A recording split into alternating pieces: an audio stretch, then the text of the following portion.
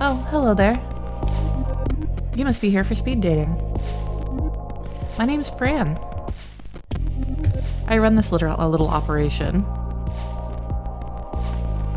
Oh, just trying to get my phone in a good position so I can see anything in chat.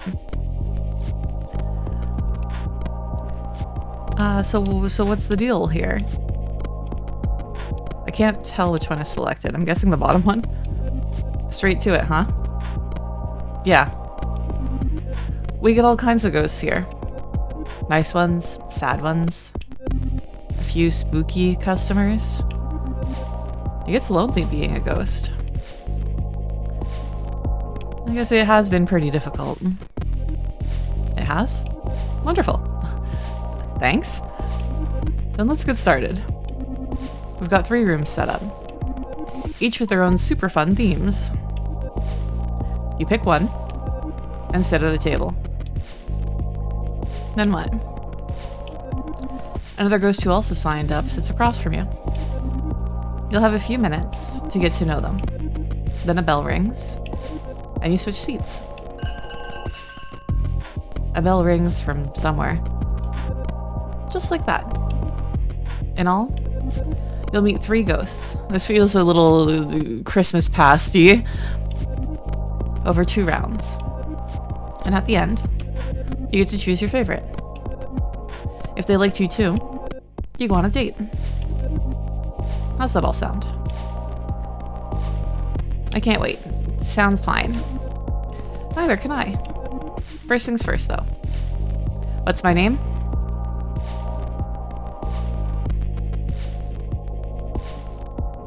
We choose our room. The room of palms, the room of liars, the room of black.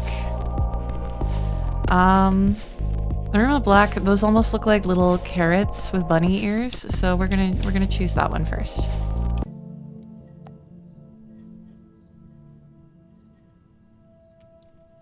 The room of black isn't really a room at all.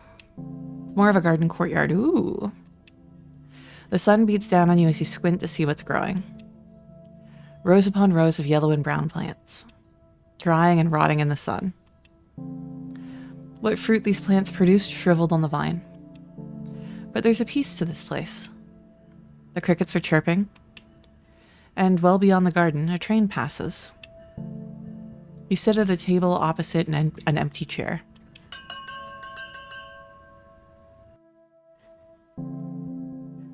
The bell rings and a ghost appears.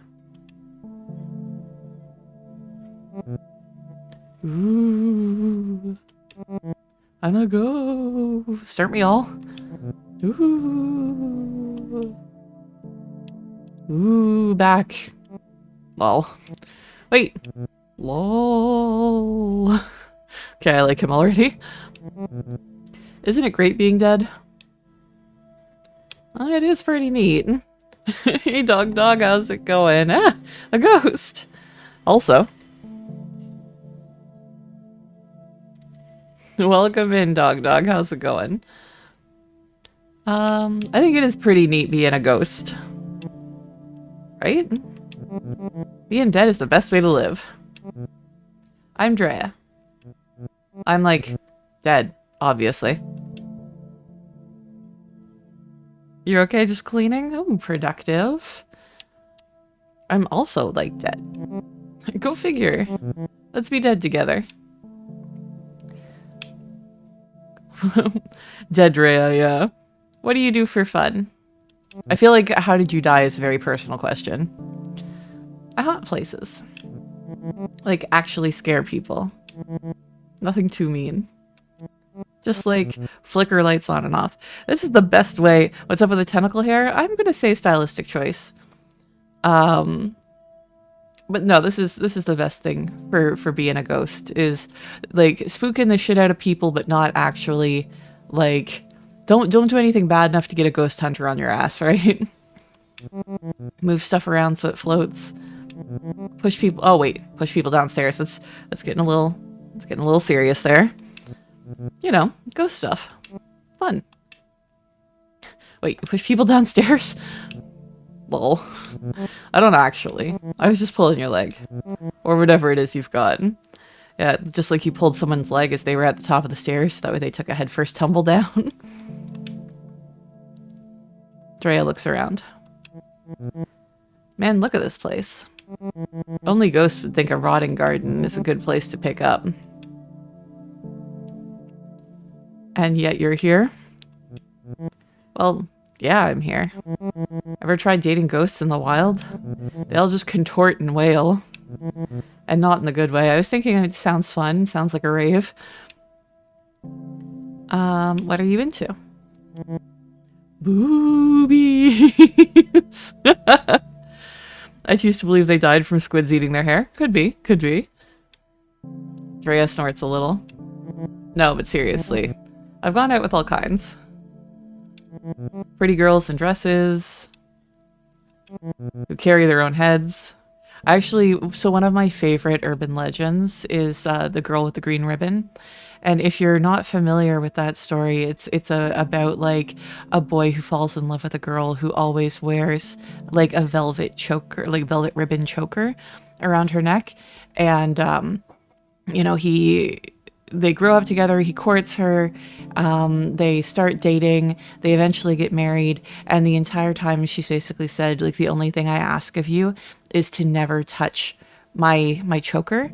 And she wears it to bed, like he's never seen her without it. And she always like wakes up before him. He never is around her with her guard down. So one day he wakes up first and he just has to know. So he undoes the choker, and at first everything seems fine. You know, like he's like, oh, she's a beautiful neck. I don't know why she's always hiding it like this. And then her head falls off. So that story scared the shit out of me as a kid. I still love it as an adult. So that just reminded me of that. A shadow who refused to let me look directly at him. Being dead is great. It's the other dead people that kill me. That's like me when I was at a convention where I'm like, I hate people who like the things that I like.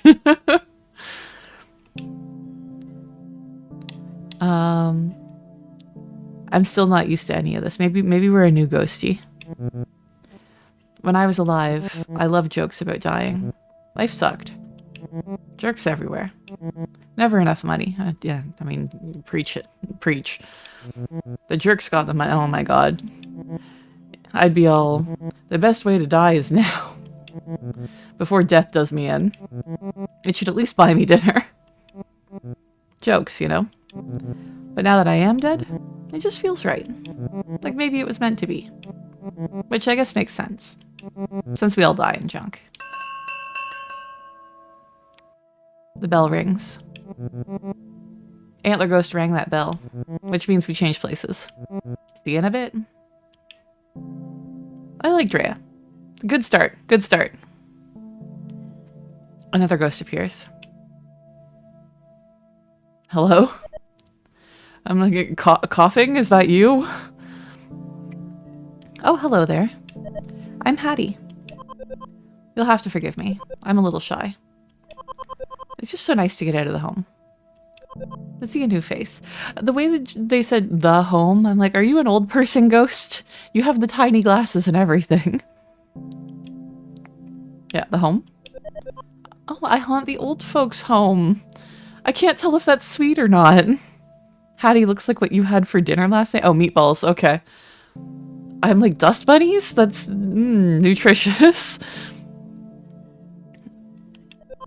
Oh, where I died. Okay, so you are an old person ghost.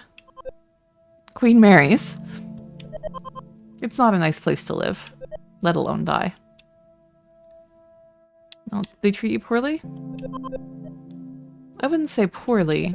The nurses did their best. But they are short-staffed. The residents are frequently neglected, yeah. To make Queen Mary's a little better, that's my mission in death. How do you help? Any way I can. I keep watch on vitals. Ring a nurse when needed. Tuck residents in at night. Oh my god, she's so sweet. In their final moments, I whisper in their ears. Please whisper something nice. Don't ruin my impression of you. Make it a nice thing. There is more, I say. Oh. Just you wait. That's so nice. I never thought that death would be like this. As ghosts, we have power over the living, whether they know it or not. We ought to use that power for good. What about fun? I'm not saying that I don't agree, but still, you know, the idea of I've worked hard all my life and now I need to work hard all my afterlife. I'm like, no, please have some fun too. You were expecting a fart joke. I mean, it could still come. By all means, have fun. Lord knows I try. An eternity means you can see every movie you missed, sneak into every Broadway show. I personally don't find the time though. There's too much to do. Make the time. You don't want to be stuck in eternity and burnt out, right? Sometimes I think it would be easier if I had someone to help me when things get tough. Were you alone when you were alive? No, I had a partner. Milton. He's still alive, actually. A resident at the home. The bell rings. Oh, I guess that's our time. Suppose I'll see you again when I come back around. Thank you for the talk. She is so sweet.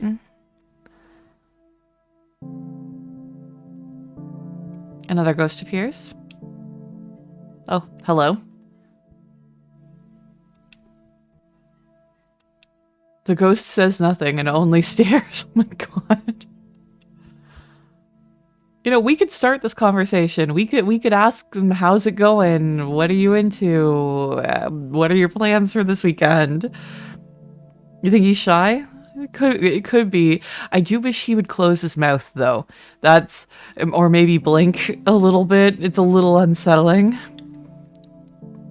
It's so aesthetically pleasing to have a ghost play speed dating for a ghost. That's what I thought. I'm like, this might be the perfect Valentine's game. I was trying to find something that was like Valentine's, but not necessarily like too romantic. Like I didn't want to play, like, it's 8 a.m. I don't want to play a horny game, you know?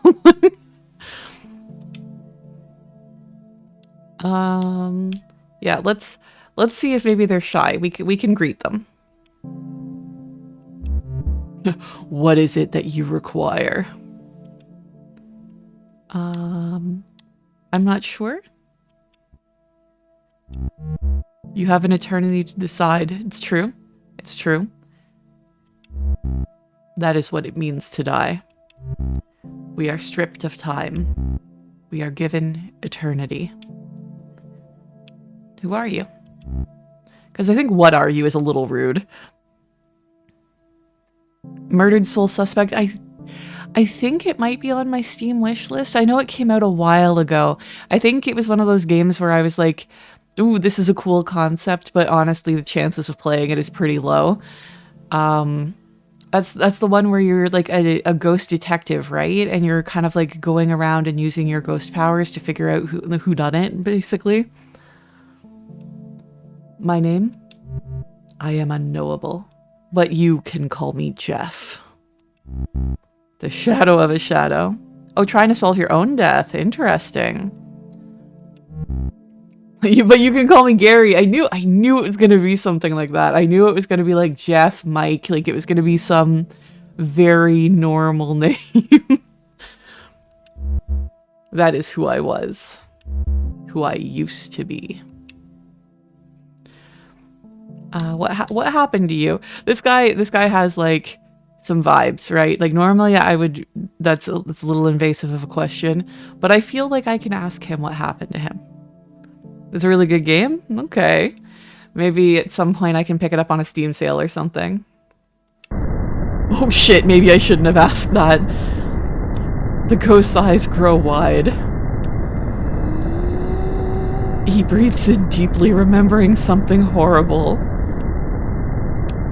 I'm sorry? Do not be sorry. Sorry is reserved for those who are not. I still feel the blade. The life draining out. Emptied. An empty space. Where there was once something. Now cobwebs.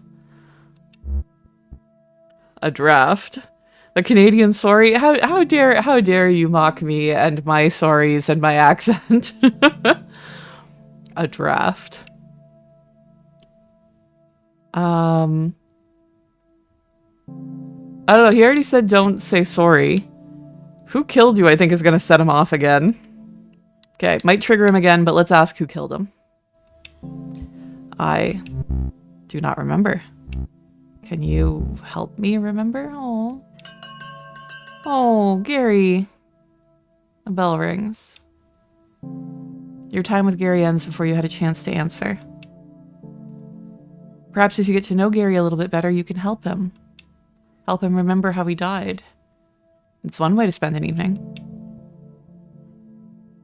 Okay, we're gonna have to choose now. Oh, the second round begins. Okay, I thought we had to choose after each round or something. He's definitely shy, yeah. Seems like he's been through some shit. Okay, each of the three I think we see twice. Everyone's so flippin' gloomy here. I keep thinking, who died? Ba-dum-tsh. Everyone died. That's the joke. You know that's the joke, right? I mean, you need to be able to appreciate a good anti-joke, okay? Man, we should just go haunting. Freak out some flesh bags. Give them something to be afraid of. Maybe. Ooh. Like you're gonna do better than me here? Ooh, Drea. I hate to tell you this, but you just plummeted to the bottom of the fucking list. Or anywhere. Wow. Wow. That attitude. Most ghosts are sad as heck. Or boring. Lots of boring ones, too. Well, I think that you're trite and self-absorbed, and that's something that I think is boring. What makes a ghost cool, in your twisted opinion? Did you really ask that? If you're cool, you're cool. You just are who you are. You're not trying to wear someone else's bedsheet, you know? I've only met a few ghosts like that so far. Anyways, Drea's being a dick, and he's on the bottom of the list now. Mostly once I meet at punk shows. It's great because you never need a ticket. So why are you here if everybody's so fucking lame? I want to meet ghosts who aren't like me. I'm sick of doing the same things. But then I actually remember I like doing those things. I really just want to share them with someone new. He asked if we wanted to go and haunt some places, and we said maybe, and then he was like, oh, what? Like, you're gonna find it, you're gonna do better than me here or anywhere? And I'm like, ooh, that attitude. Yeah, he basically has been giving us sass this entire fucking round. When I asked in his opinion what makes someone cool, he was like, if you need to ask that, then you're not cool. And I was saying that I've met people in my life who flat out told me that they found that I was deeply uncool. And I'm like, but I also don't give a shit what you think. So by your own metric, that should make me cool. So something's not working here. Yeah. I know I probably sound pathetic. A little bit, dude. You're, like I said, you are the bottom choice now. Already?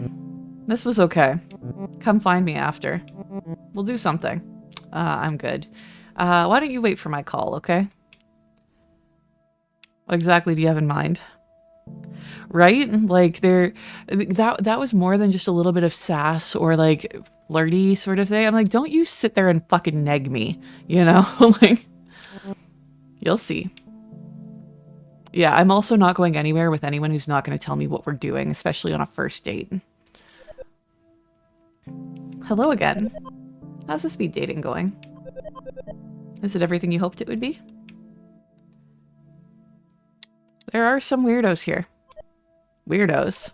That's not very nice now, is it? Oh, well, sorry, lady. I was just trying to be honest with you. Even the living are a little weird. The dead? Well, just look at me. I thought you were perfectly nice, but I look like cotton balls. Yeah, Drea went from top to bottom real fast. Honestly, I'm leaning towards Gary. I want to know what happens. You look more like Pollen. See? We're creatures at some horror show. I've met all sorts since I died, let me tell you. Some prickly pears. Some goopy gusses. They're all getting by. I, for one, see death as a gift. Sure, there's plenty I can't do anymore, but mostly, dying made it easier to do the things I love. And my back stopped hurting. Oh, I mean, that does sound pretty appealing. First time in 20 years. Goopy Gus. Yeah. Hattie looks, it's akin to a negative Nancy, right? Hattie looks at the garden rotting around you. Do you like gardening? I like gardens. I appreciate a garden and like a nice outdoor space to relax in. I don't appreciate the act of gardening. It kills my back. I get sunburnt. I don't enjoy doing it, but I enjoy enjoying gardens. He sounds like a real nice time. Not really. You and whoever tends the garden. Yeah. She chuckles to herself. As far as interests go, I'm afraid I'm pretty boring. Beyond growing things and helping people die, there's not much more to me. I suppose I like true crime. I can see that. You strike me as the person who'd be into true crime. And making jam. Okay, okay. Is jam something that interests you? Lady, if you could hear all the talk that I just did about jam. Actually, yes. I make all kinds. One of my favorites is a fall jam with apples and peaches. That sounds delicious. I've been making it since I was a little girl. My grandmother taught me. My grandmother taught me that it's important to macerate the fruit. That means coating the fruit in sugar and letting it sit. I know that. You don't need to tell me what that means. Technically, I think you're supposed to like squish it, chew, to macerate it. So it's like you coat it in sugar, which starts to like dry out some of the liquid, and then you take like a potato masher and you hit it with that. If you leave it overnight, it'll break down nicely. Give you a head start on cooking. But ghosts can't eat food. True.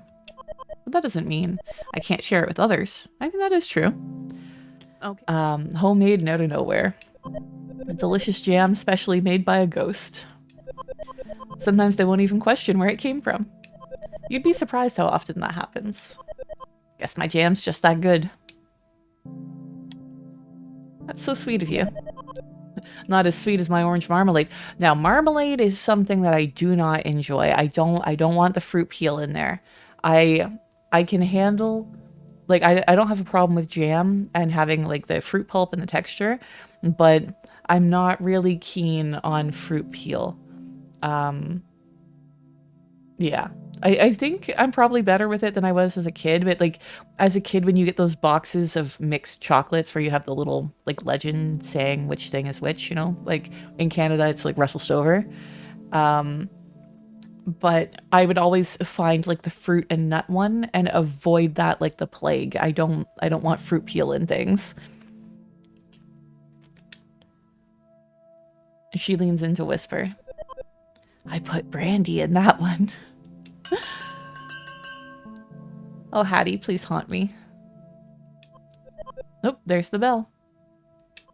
I'm due at the nursing home tomorrow. I'd be honored if you'd join me. It's not as exciting a date as the other ghosts might offer, but it has its rewards. Someone dear to me is taking a turn for the worse. I'm afraid he only has a few days left. I want to make sure he knows they won't be his last. I want to make sure he knows they won't be his last. Let me think about it. I understand. I'll be at the Queen Mary's at 7 a.m. I hope to see you there. I'm a burb. Hattie floats over to the next table. She takes her time. Seems like she wishes she could just stay and talk to you. Oh. Hey, Gary. How did you die? I don't know. That's... I don't like any of these answers. Hello again to you too feels like really passive aggressive. Let's focus on you for now. Again, is very, let's just focus on Rampart. You know, like it's very like brusque, and none of your business is just plain rude. I guess we go with the passive aggression. Hello, how did you die?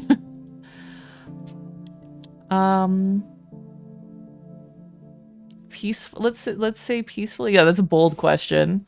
That's a bold move, Cotton. Let's see if it works out for him.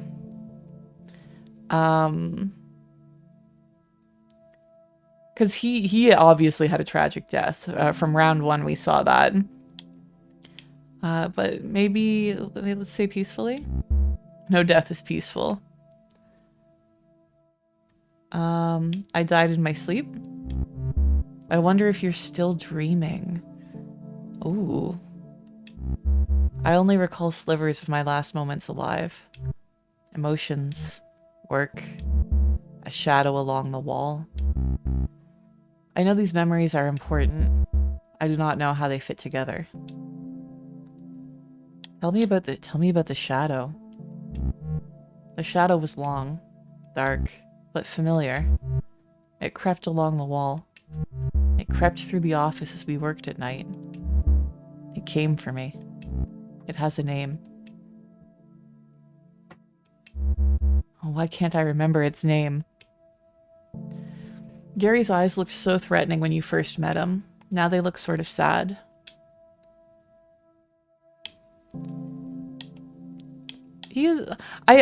I'm very curious about Gary.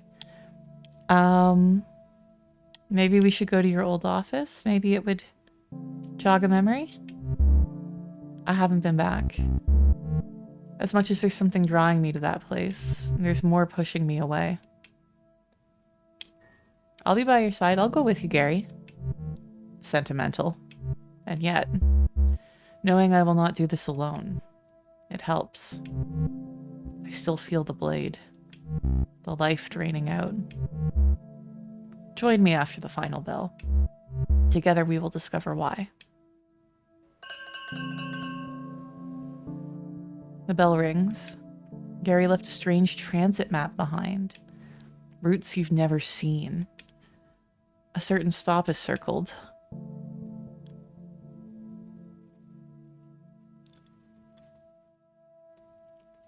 I think for this one, because we're probably going to do multiple routes through this so we can see more story for different characters, we're going to go with Gary this time. And by the way, although I forgot to turn off no backseating, you guys are more than welcome to backseat me on this game. If you want to shout out, like, to date certain people or to choose certain options, you are very welcome to.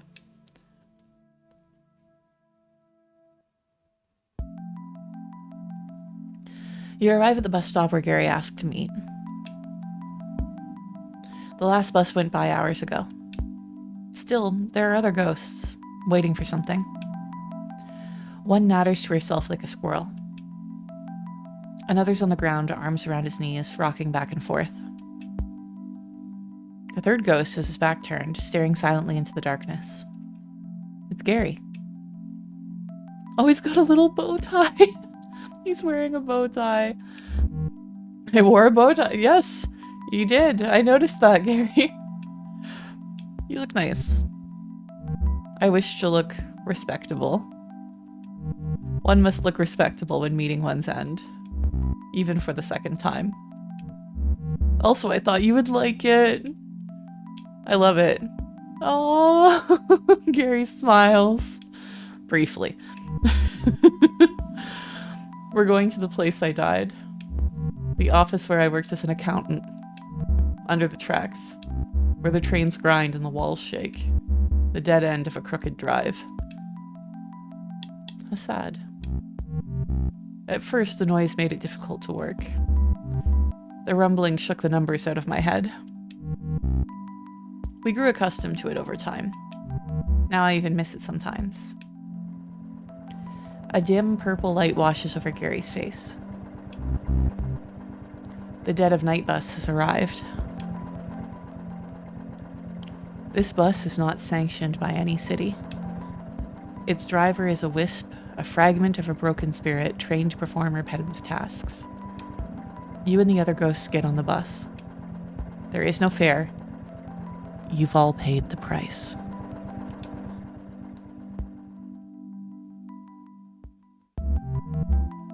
The office is just as I remember it.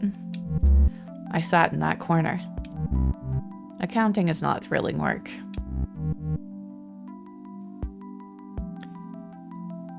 Thank you, I'm assuming Saribot. But it can be exceptionally busy. The papers on Gary's old desk are carefully stacked, but yeah. It seems he liked to keep things orderly. My partner's desk. Always a mess. Papers and rotting food cover every inch of this other desk. Service. Beg your pardon? Service was my partner. Service Gelke. Was he like? I'm not gonna say it's a funny name. People have names. So what was he like? I worked with the man for 16 years. At first for a bank. We were miserable. So we struck out on our own. Gary sits at Service's desk. He turns on the desk lamp to get a better look at the papers. He was a friend? He was a thief. The green and gold lamp collecting dust on Service's desk casts a long shadow.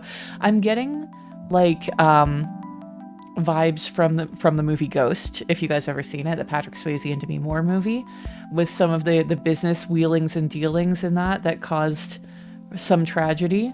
And it's also giving me single white female vibes, which is again another kind of thriller movie about a woman who puts out an ad to get a roommate, and then the roommate basically tries to take over her life.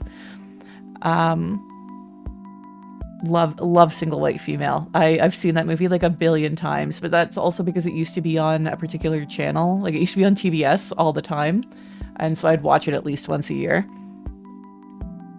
And dive into bots this weekend to check them all out. There's so much out there, man. There is so much. It's even once you get into Discord bots and stuff like that too, it's like holy shit. The shadow begins to move. It creeps along the wall until it hangs squarely over Gary. He was telling our clients they owed money. Money they did not owe. He would pocket it for himself. Small amounts, so I would not notice. But even small numbers do not add up. Gary struggles to stand. He seems troubled by something. When I confronted him, there was a fight. In this room? Yes. I killed him. Oh God. I still feel the blade, the knife in my hand. I looked for gloves, bleach. I found them, but I could not hide what I'd done. Instead, I called the police. Sitting quietly in the dark, I waited for them to arrive. When the officers knocked on the door, I was so scared. They warned me, but I couldn't let go of the weapon. Frozen in place right there in our office. They shot me where I stood. Jesus, I did not expect it to go this way. I died here, same as Service. I mean, I wouldn't say that he's a monster. Like, that sounds like an, I don't want to say like an accident. You know, he didn't set out planning to stab his partner like that. While not like an accident, that it was not his intention, you know? And it wasn't his intention to, like, he called the cops himself. Like, I wouldn't say that he's a monster. At least you know. I am haunted by an act of vengeance, not the need for it. I'm sorry for bringing you here. I'm sorry I'm not good. You're a good ghost, Gary. You might not have made the best decisions as a person, but it seems like you're a good ghost. I am not. But now that I know what I've done, I will carry it with me. Atone. Perhaps then I will be good. A good ghost. Gary is gone. The office is darker now. On the wall you see a portrait. 2 smiling men. Service and Gary. The day they open their firm. The office begins to shake as the first train of the day rolls by overhead. But the picture stays fixed to the wall.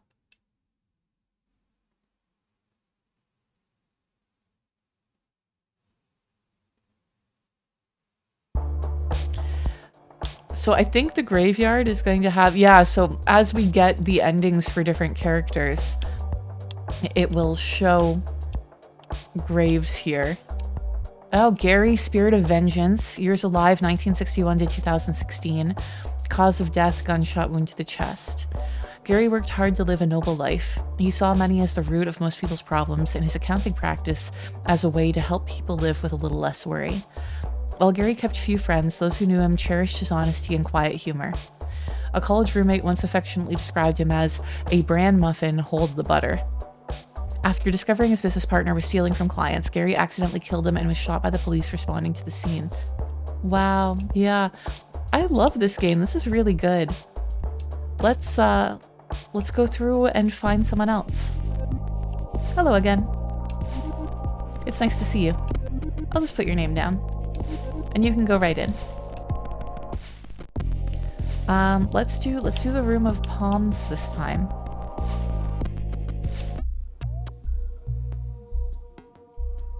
The Room of Palms. It looks like the basement of an old church. Faded linoleum floors. Spare walls with the odd religious print framed in a peach-colored wood. One side is a large open kitchen. Old refrigerators donated by the congregation hum and drip. This must be where the cabbage smell is coming from. Rows of long tables are set up for the next spaghetti supper. They work well enough for today's speed dating.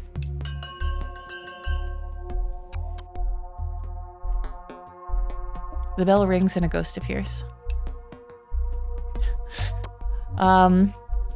You seem to have a football in your head. Sup? I'm Riley. You're pretty hot for a ghost. Yeah, slow down there, buddy. Hey, sorry. Just saying. Isn't it cool we stay the age we died? I would like it if you would maybe age mentally a little bit, because it seems like you could do with a little bit more developing. Makes dying young a little better. You're not even gonna ask my name? Nah, I already know your name. When I died, I got psychic powers. It's Casey, right? Yeah, nice try, but no. Weak sauce. Oof. Guess I still need some practice. Let me try that again. You're a spirit of curiosity, right? I'm not sure what I am. I totally hear you there. It's hard enough to figure out life. Finding the point of death? How could you be that sure of anything? What are you a spirit of? I'm still figuring that out. Without my division high receiving yards. That means nothing to me. I'm assuming that that's football words. And all the cheering in the stands. Who's Riley? You have unfinished business, maybe? Yeah, me and every other ghost. Sigh. The bell rings. Oh, snap. Halftime. Guess we call timeout. Let's keep this going in the second half. Another ghost appears. Why do I get the feeling that you are an artist of some sort? cough. I think it's the posture. Hello, sunshine. The ghost takes a long drag of their cigarette. The smoke rises up through their hollow frame, pumping out holes in their back. They let you smoke in here? I didn't ask. Won't make much difference now. My name's Vera. That, or the lady in smoke. That's what the ghost hunters call me. Oh, interesting. There's ghost hunters in this world. Ghost hunters. Living weirdos. Trying to prove we exist. Hunter sounds dramatic. Gives them too much credit.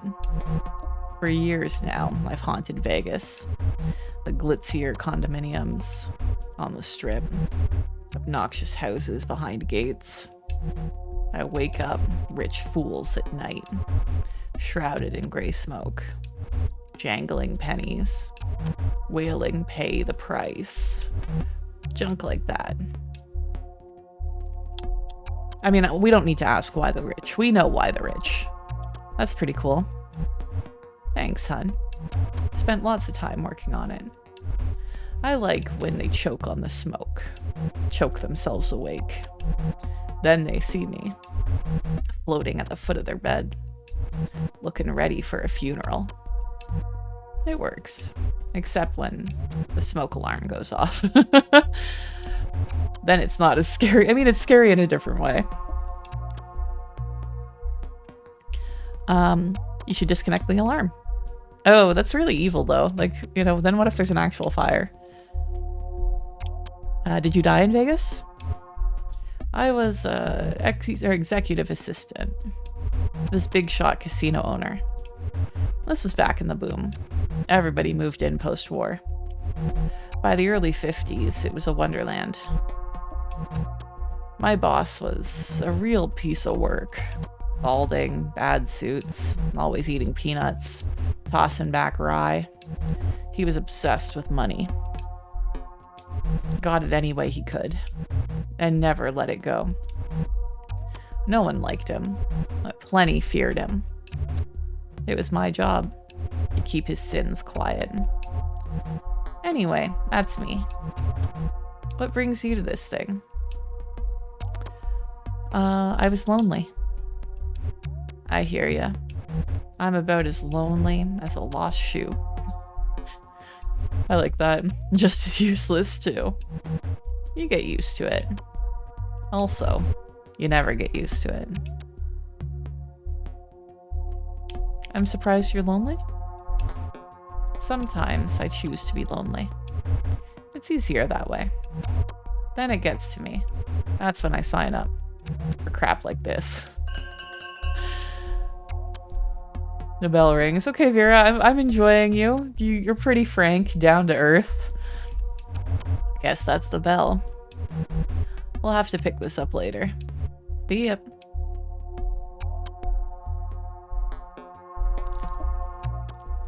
Another ghost appears. What the fuck is that? Hey. Hey. I'm Stephanie, but you can call me Steph. Everybody does. Hi, Steph. Hey. Oh gosh, I'm nervous. I've never done anything like this before. I spent an hour putting my face on this morning. It does appear to be a mask. Like, you have... I don't even know what you are. Is this a giant pile of rice? Like... You look nice. Thank you. That's sweet of you to say. What brings you to speed dating? I've been single for a while. At first it was great. I did what I wanted to do, taught myself some Japanese, played my clarinet every day without fail, allowed myself time to get to know the real me. But after a while, the silence gets to you. That cat only says so much. Tell me about your cat. Clarence. After the angel. But he's more of a demon, especially around food. You know how most cats have this pleasant meow? Almost a mew?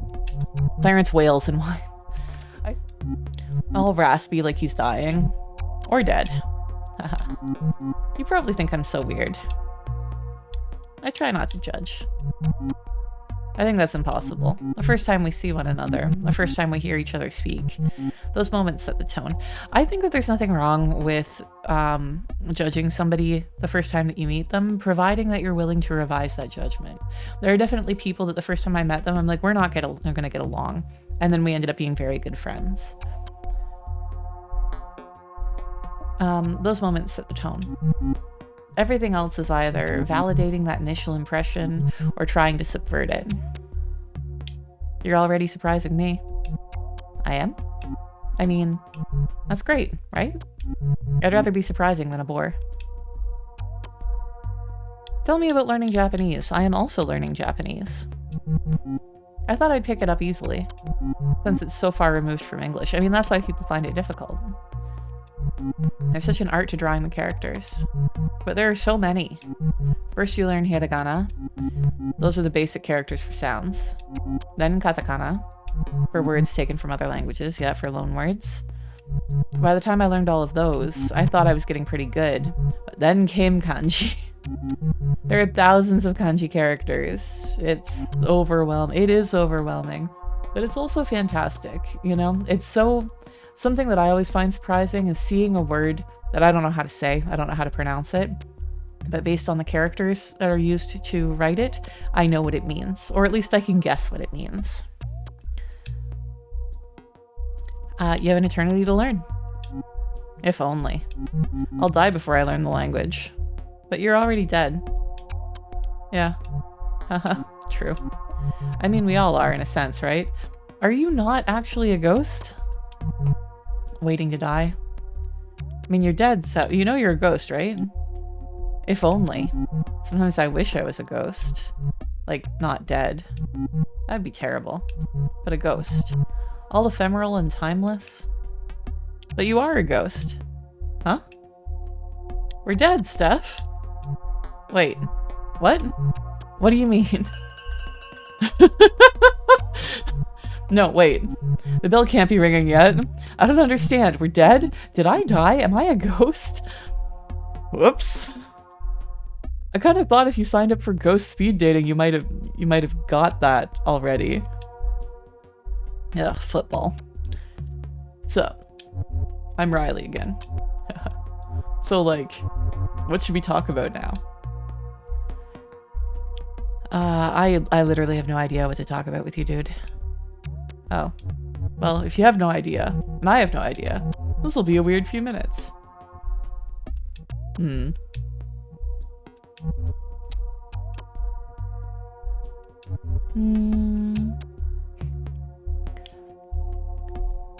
Let's cut to the chase. I don't think that this is going to be a guy that gets easily offended. Put that football in your head. So, like, this may surprise you, but people always ask about the football in my head. I consider it a badge of honor. But also a reminder, you can push yourself too hard and lose everything you worked for. 5 too many hits to the head. Whammo. Sports Ghost at your service. Here to tell you that all goals have limits. That's good advice.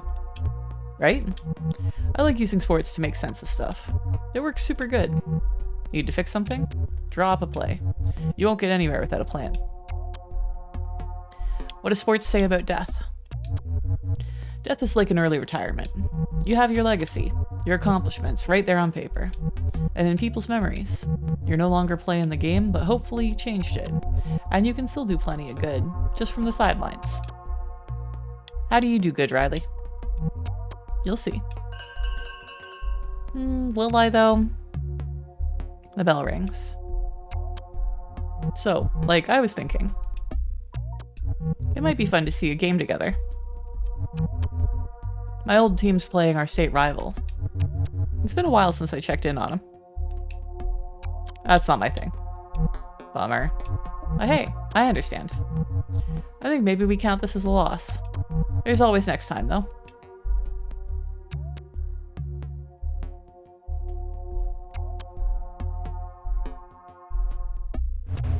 Hello again, sunshine.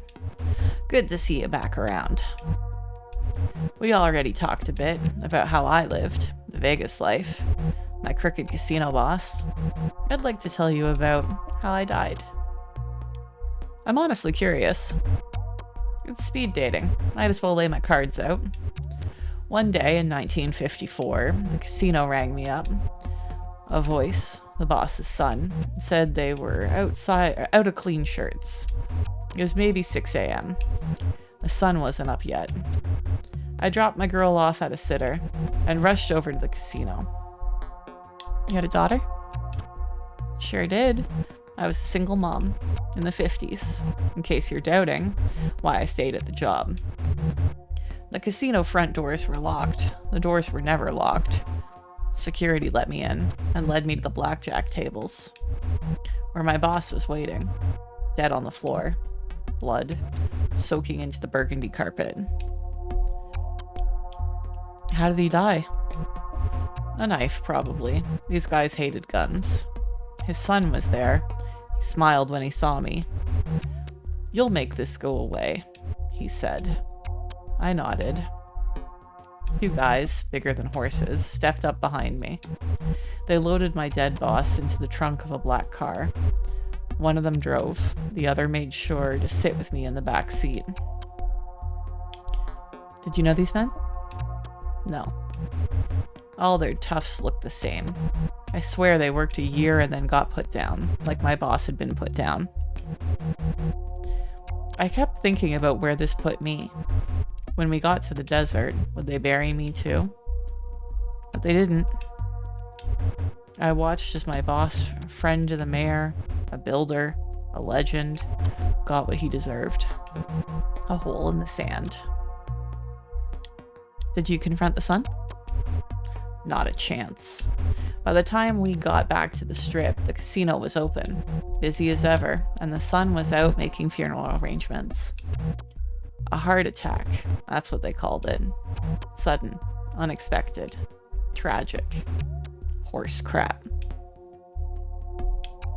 And your daughter? I wasn't about to pick her up, at least not until things cooled down. I went home alone, locked all the doors and windows, turned off all the lights, and waited. Nothing happened.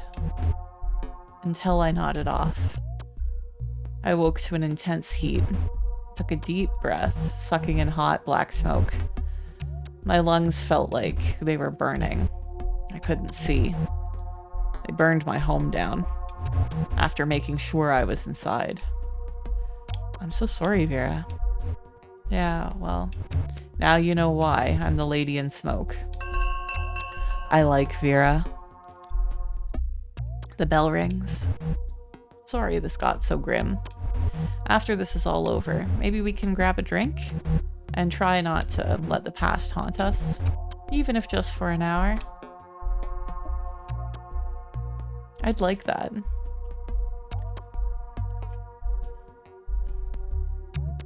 So, wait, we're actually totally 100% dead?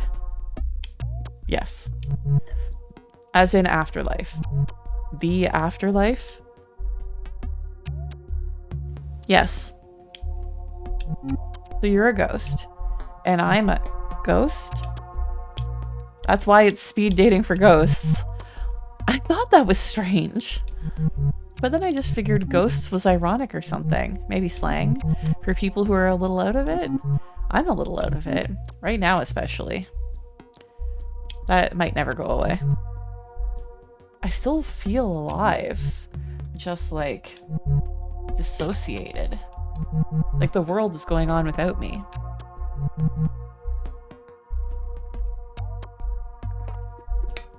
Sorry, I needed a sip of tea there. It's a familiar feeling. I felt it a lot when I was alive, too. What was your life like? It was difficult, except not really. Mostly life was pretty good. Good parents? Good parents for sure. There's really only one thing wrong with them. They were cooler than me. When I was born, they were in their early 20s. They were all into this weird music, artsy movies about ballet school witches, and fantastic planets that were just creepy. My dad even smoked alternative cigarettes. Oh no, not the devil's lettuce. Meanwhile, I was that dork with the puzzles, learning languages for fun. My parents were excited when I joined band. They thought that it would help me make friends. Mostly, I just like to practice alone in my room. Didn't you get lonely? Everyone asks loners that.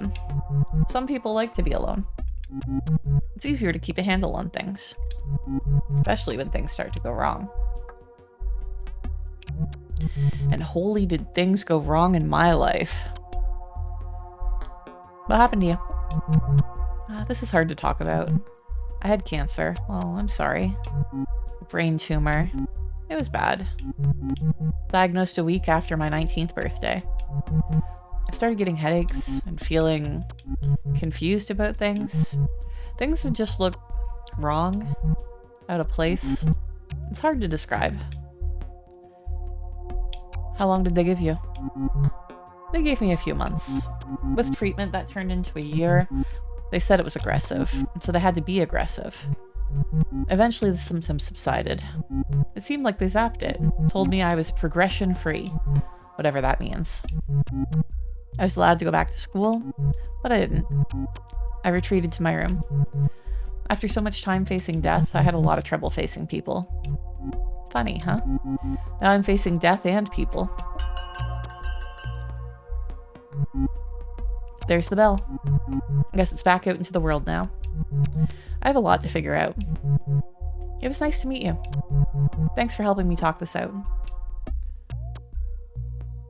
Steph leaves the room.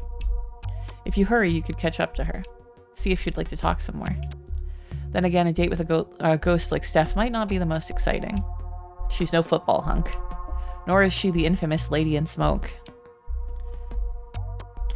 I mean, I do want to know more about Steph, but we're definitely going with Vera this time.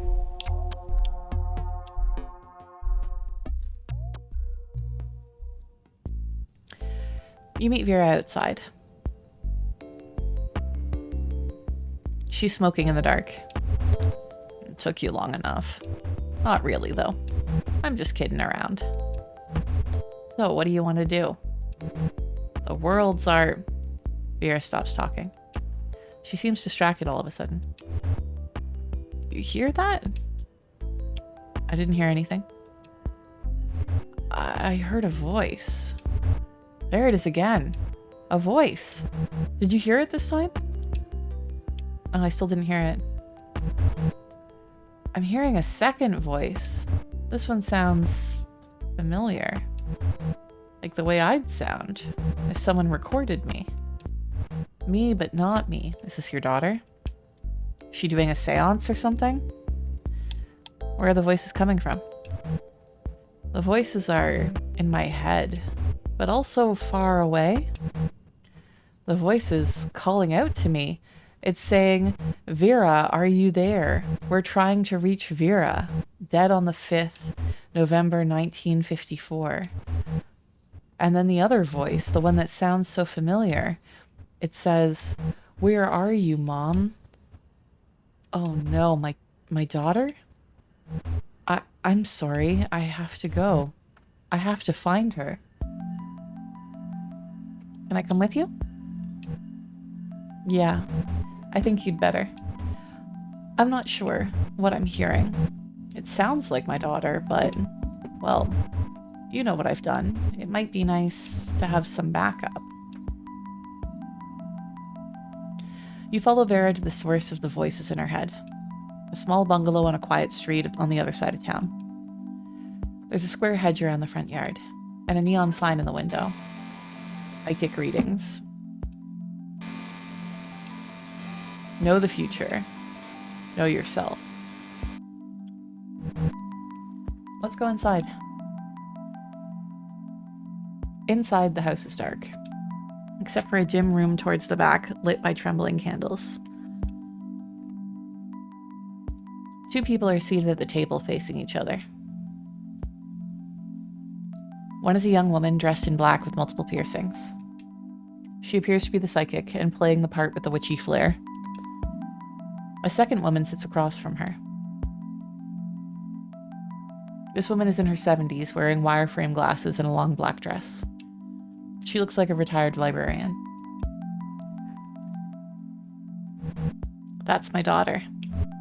Is this a seance? It sure looks that way. What happens now? I feel a presence. Vera's daughter opens her eyes. Mom, are you there?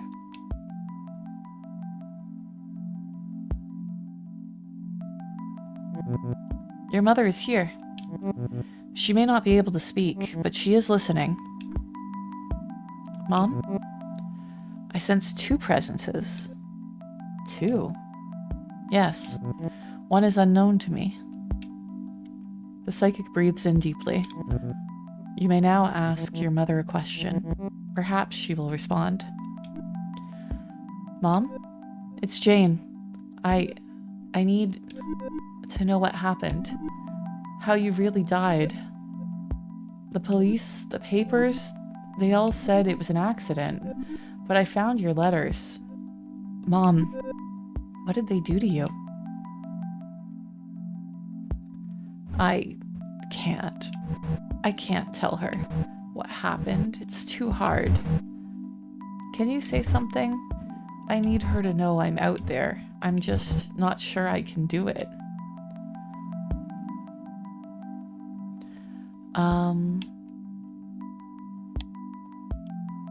I think she seems to want to know. Like, let's trust that she is asking because she can handle it and she wants to know.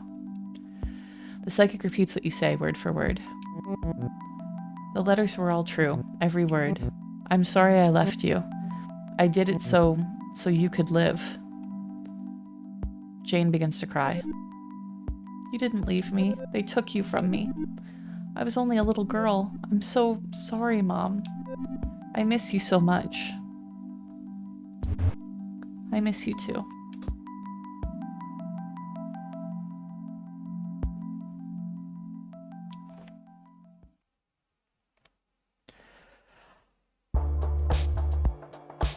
That was a sad one.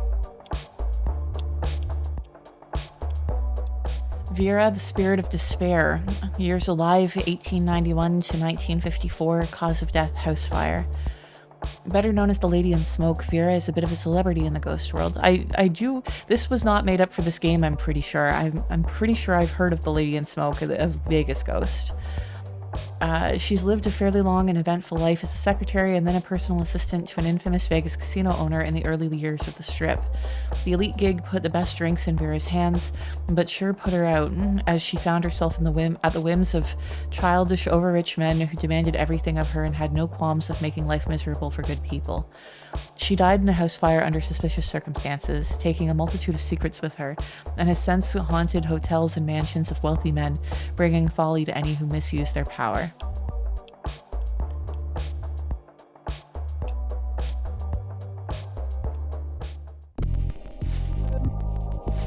Hello again. It's nice to see you. Let's put your name down, and you can go right in. Let's try the Room of Liars this time.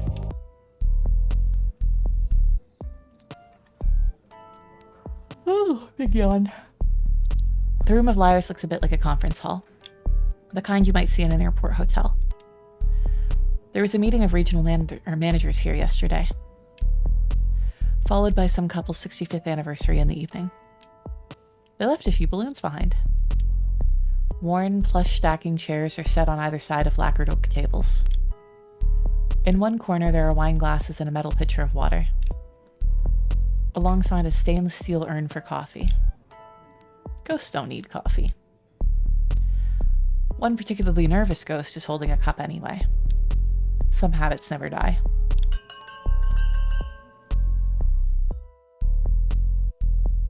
The bell rings and a ghost appears. Oh. Ah! A ghost! Oh god, sorry. Of course you're a ghost. We all are. I'm still not used to this whole being dead thing. I'm not that scary. No. No, you're not. But you're still a ghost. When I was alive, I was so scared of ghosts. It started when I was little. A movie I saw. I pushed my bed against the wall. I told my mom it was so I wouldn't fall out. I couldn't sleep unless my back was against that wall. Why are you scared? I'd picture the worst ghosts. Devils, dark entities, hateful things floating in the dark, hiding in mirrors, watching, standing behind me. And now I learn they were there. Everyone who told me that there was nothing to be afraid of, they were wrong. Ghosts are real, and I am one. Yeah, that's not so bad. For you, maybe. I'd rather not become what I fear. You can be anything you want. Anxiety. I'm a spirit of anxiety. I might want to be anything else, but that's what I am. What about you? Are you afraid of ghosts? No, I'm not afraid of ghosts. Not anymore. What changed? Life feels weird now. I guess with some distance, being a ghost is normal. And it's life that's weird. I'm sure not there yet. Ah! The bell rings. Oh, that was just the bell. Whew. Thank you for listening. I guess we'll talk more in a bit. Hopefully the other ghosts are as nice as you.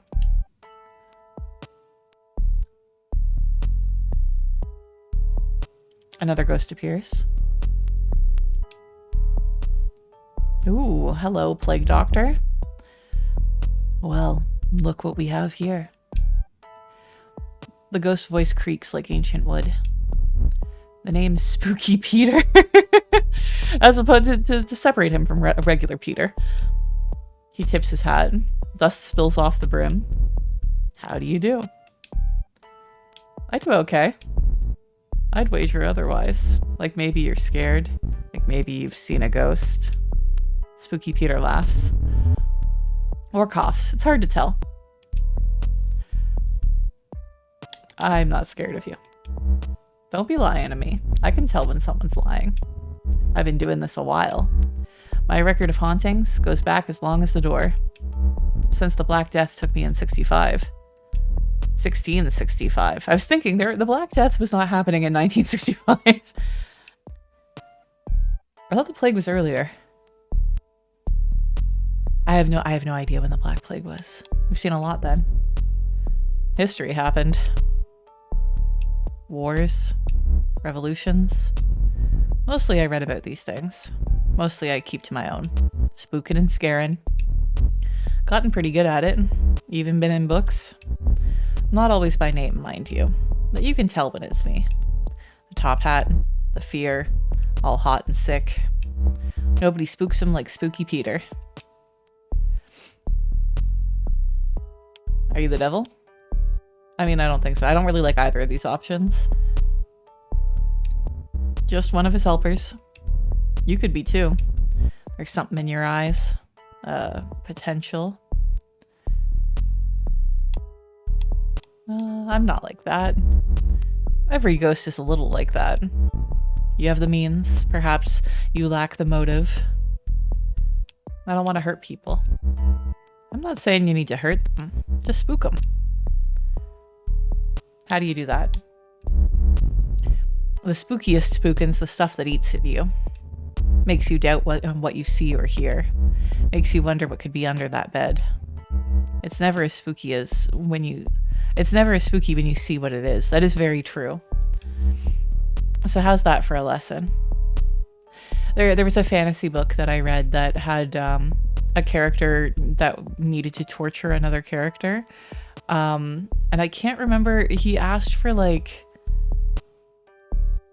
just some random assortment. It was like 3 rats, something else. I can't even remember, but he didn't even have a plan. He just asked for this in front of the person that he was interrogating, and the guy folded immediately because, you know, what he could come up with would never be as much as the person who's being interrogated is going to imagine. Like, the fear is the spice, right? So definitely when you show it, it's a little bit less scary. What else you got? Slow down there, bedsheet. Learning to spook 'em takes time. If a legendary spookin' is what you're after, and Spooky Peter's gonna take you under his wing, so to speak, you'll need a solid foundation. It's all about knowing your audience. A good spookin' is in the details. The bell rings.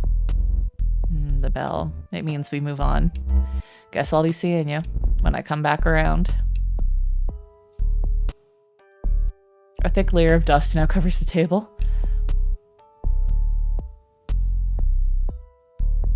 Another ghost appears. Want to make some money? Excuse me?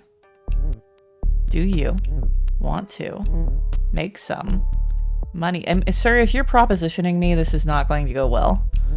Dollar bills. Cashola. You know the stuff. I understand what money is. Good. And you understand why I want more. This is a singles mixer. Yes, it certainly is. And I'm looking for eligible, well, accomplices. His name's Leon, by the way. I rob banks. Don't judge. You rob banks. Banks. Financial institutions. Cash condos. You know the joints. I know what banks are. Why do you rob banks? You're a ghost. You don't need money. Good. You pass the test then. You meet my impossibly high requirements. A ghost who knows what a bank is. Let's do this. The problem with robbing banks? People see the robbers, but you can't see a ghostie. We can walk right in and float that money right on out. Genius, right? I mean, they'd be able to see the money floating. It's the perfect crime. I can't believe I'm humoring you. You know it'll be a good time. We might get money out of it. And what are the consequences? Are the cops going to arrest a ghost? No. No, they're not. I'm still not convinced. When you signed up for this, what were you looking for? A spooky book club? A napping partner? Me? I want excitement. What's more exciting than robbing a bank? As a ghost? Who else can offer that kind of fun? Nobody but Leon. I'd like to know a bit more first. If it'll get you on board, I'm an open book. The bell rings. Nuts. Time to switch seats. Don't worry, I'll be back. We got more to talk about. So we're on the third room. Second round of the third room. Last round we ended up going with Vera, the lady in smoke, the smoking ghost. And she had a kind of a very sad story of she was a personal assistant in Vegas in the 50s, and her boss was killed, and then she basically, her house was set on fire while she was asleep. But we went with her on a date to a seance where her daughter was trying to contact her. So it was quite wholesome there. So this third room, you'll see the three ghosts now as we go through the second round. There is, I believe, like, the last one, the shark guy, he wants us to rob a bank with him, but isn't explaining why he needs money as a ghost. Oh, right, this is the anxiety ghost. From the first round, the first room, we ended up going with, we took Gary. And oh man, like seriously, I don't want to spoil it. Watch the VOD later, because that was a bit of a twist. It was good. The other ghosts, holy, they were awful. Leon's just a creep, and Spooky Peter. That name is earned. Oh, also, I think I forgot to introduce myself. My name's Kyo. Sorry. No need to be sorry. No need, sure. I'm still sorry, though. My anxiety gets the best of me. And social situations are tough. This one especially. Spooky Peter's been around. I think he's actually just dust. My rule, never trust anyone who wears a hat. The stuff he said to me, the hairs behind your neck know me. It's best to hide in the corner of their eye. He's what I was afraid of as a kid. He said I had potential. If he sees something in you, I'd worry. Go to a medium. Try to get rid of that something. That might be good advice. I'm not a confident person, but I'm rarely wrong. You should stay away from him. Your speed dates are going well then.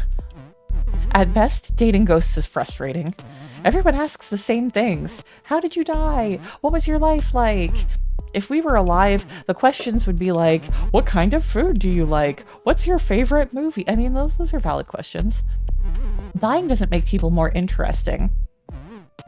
It's Videodrome, by the way. My favorite movie, I mean. How did you die? What was your life like? Long live the new flesh? What the fuck kind of response is that? Let's ask how did you die? I feel like you're gonna be anxious no matter what. We can be a little bold and ask that question. Oh, please. Not you two. I'll give you the short version. I was in film studies, working my way towards a PhD, in debt, always pretty sad. I had good friends, though. I was always studying. One weekend, they convinced me not to study. I said we should go to the lake instead. I couldn't swim. I never learned. You see where this is going. I drowned. Everything went black and quiet. I woke up dead in a fancy wooden box, under 6 feet of dirt. They buried you alive? I was actually dead, don't worry. But I sure didn't know that at first. I didn't know where I was. I fell right through my coffin, through my own body, down, down, down, into the bedrock. It was so dark. What did you do? I seized up. That actually stopped me from falling. When I freaked out, it was like my whole body became corporeal. Not flesh. Oh, 1 sec, I got a cough. Oof, okay. So unhinged, yeah. Not flesh, just like... You know how if you concentrate, you can still pick up objects? Like that. Except I was the object, and the earth was holding me. It was so quiet there, stuck in solid rock. How long were you there? It's hard to say. I didn't know much at that point. I didn't even know I had died, let alone what was happening, where I was. Drowning wasn't as bad as that. Listen, I'm sorry I've been such a downer. I promise I'm not always like this. I was thinking, maybe we could go out sometime? Somewhere quieter, maybe? With fewer loud bells and spooky Peters? I actually kind of like Kyo. She's very, like, very, very sweet, very cute, very, like, I find that in, like, Persona and other dating games, or games with, like, a dating sim aspect to them, there's almost always, like, a shy, nervous character, and I'm like, I will take you. we might take Kyo. Yeah, I'd like that. Yay! Aww! I can't wait to do something with you. That isn't talking about myself. Sorry. The bell rings. I'll see you after we're done.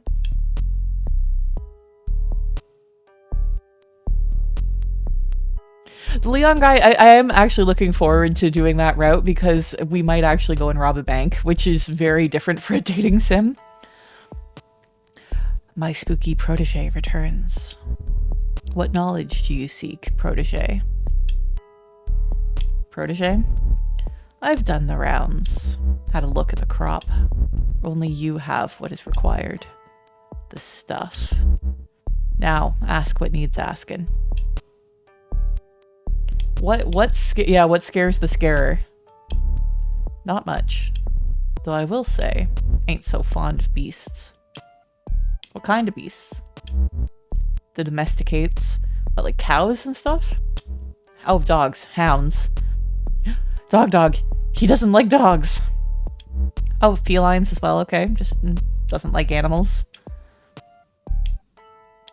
You're scared of dogs? Spooky folk like me rely on a certain covertness. I can't just be all clanging about. Okay, he's out of the picture. Announcing myself. That's not so spooky. Dogs, they can smell Spooky Peter. They know I'm there. I'll shrink up into a corner in the dark, and sure enough, they'll find me. Start growling. Bark to sound the alarm. I mean, you can use that to your advantage, though. It's very spooky when a dog or a cat starts reacting to something that isn't there. I actually as a child, I read a lot of books about urban legends and ghosts and stuff because I was, as I mentioned earlier in the stream, I was terrified of all that stuff as a kid. And I felt that a certain level of exposure therapy would help. So I read a lot of that because I'm like, if I understand it, it won't scare me anymore. That did not work. I gave myself nightmares constantly. But one of the books basically said that when a cat is looking, like, you know how they just like stare off into a corner, that there's nothing there? It said that if you get behind the cat and look between its ears to see where it's looking, you'll see a ghost. I definitely tried that as a child. It's trouble, let me tell you. A real impediment. Spooky Peter wheezes. Something's rattling around in there. Are you okay? Pay the rattle no mind. I died with it. It stays with me. You ever been to the mirror world? What's that? The place beyond this. But the same as this. You've seen it, but always look at it. The bell rings. If you fancy another lesson, come on by that edge of things. I think a lot of people did, and a lot of them got a confused look from their cat, like personal space. Dear, have you heard of it? I'll show you around the other side. If I find time. Carry all you want. I've got patience like I've got time. I can wait forever.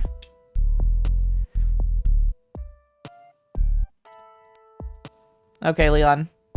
I really want you to tell me why you want money. Are you just robbing banks for the thrill of it? Like, hello again, stranger. Still thinking I'm trouble? Well, you are a thief. And you haven't turned me in. The way I figure, that means you might just help me yet.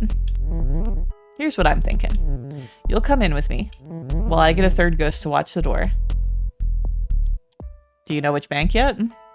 Oh, absolutely. A secluded branch up on 4th. Bored tellers, lots of older customers. It's a great place to hit. How did you find it? A friend put me on it. He's trustworthy, don't worry. Leon pulls out some graphing paper. I drew the layout in pencil. I probably didn't need so much detail, since we're going in the front door. I just figured it's best to be prepared. Wait. Does this mean you're interested? Tell me more about you first. Alright, fine. I'll give you my life story. Abridged version. You'll probably help maintain our cover anyway.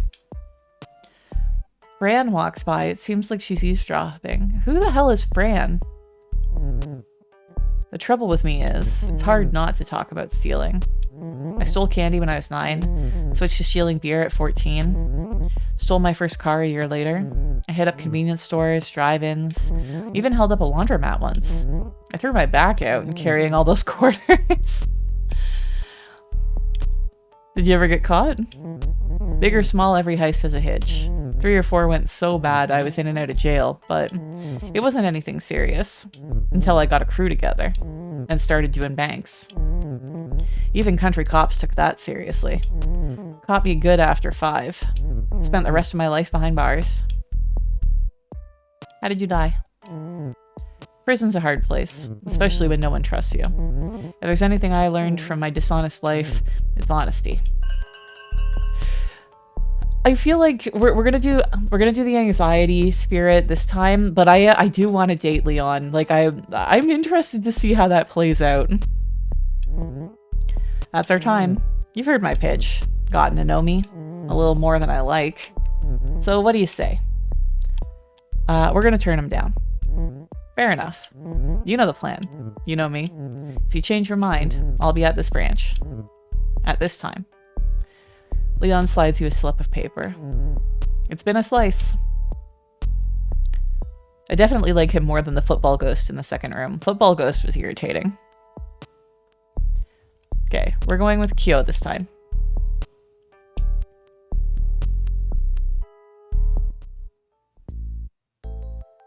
You meet Kyo the next day, waiting on the street as you approach, looking nervous.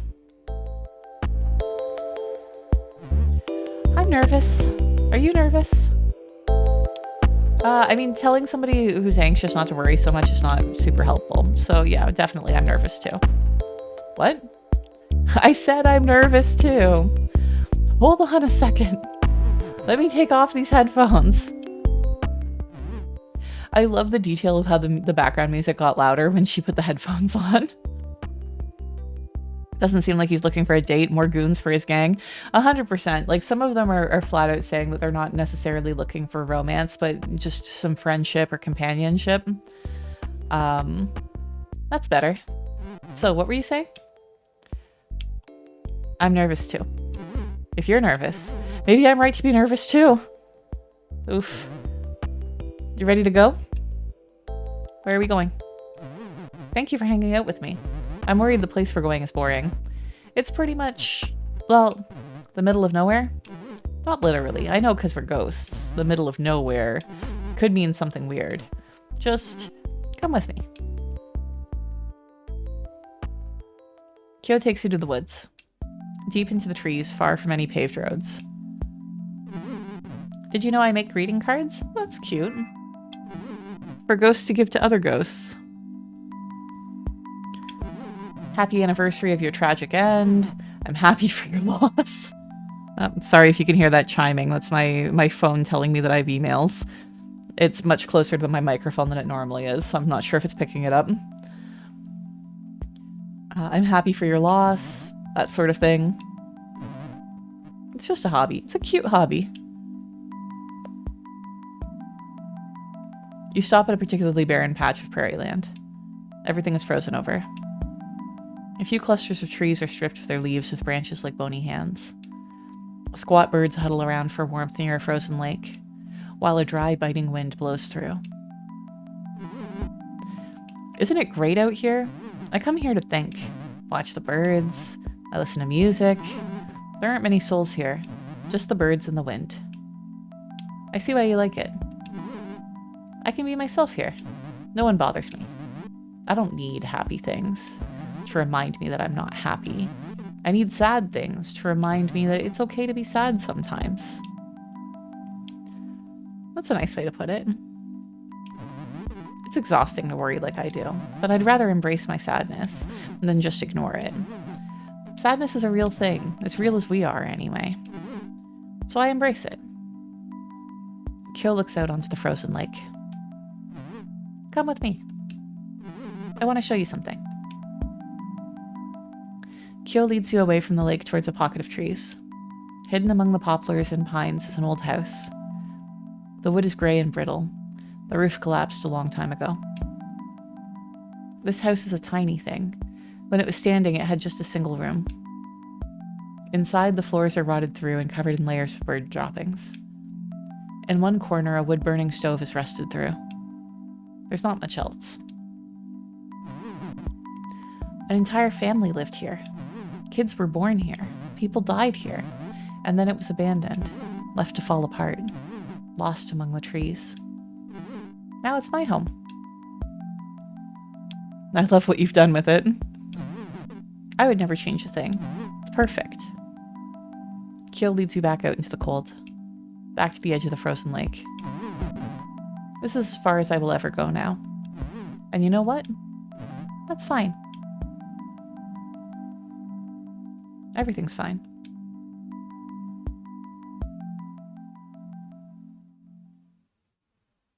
That's interesting. We didn't really learn anything about Kyo. Okay, we still got the grave marker though. Kyo, spirit of anxiety. Years alive, 1985 to 2014. Cause of death, drowning. That's right, she did say. As far back as Kyo can remember, they were afraid. Ghosts, water, living an irrelevant life. Then they drowned at age 29, a year before completing a PhD that put them thousands in debt with no promise of even seasonal work or sessional work after graduation. Now that they're a ghost, facing an eternity of time and no idea what to do with it. Meeting other ghosts is helping, though. Since speed dating, Kyo has taken up a new hobby, learning to swim. Aw.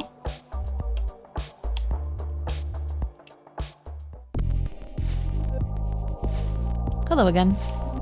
It's nice to see you. I'll just put your name down, and you can go right in. Okay, so we've done all 3 rooms now. I'm not sure if there's going to be different ghosts when we go into a room, or if it's going to be the same options that we've already seen. So let's go to the room of black and see if there's something different, or if we just choose a different path in the same room.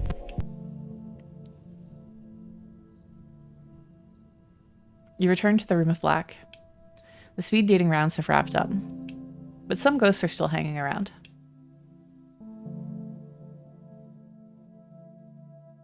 Oh, so we don't have to actually go through like all the dialogue again. We can just choose a different person to date now.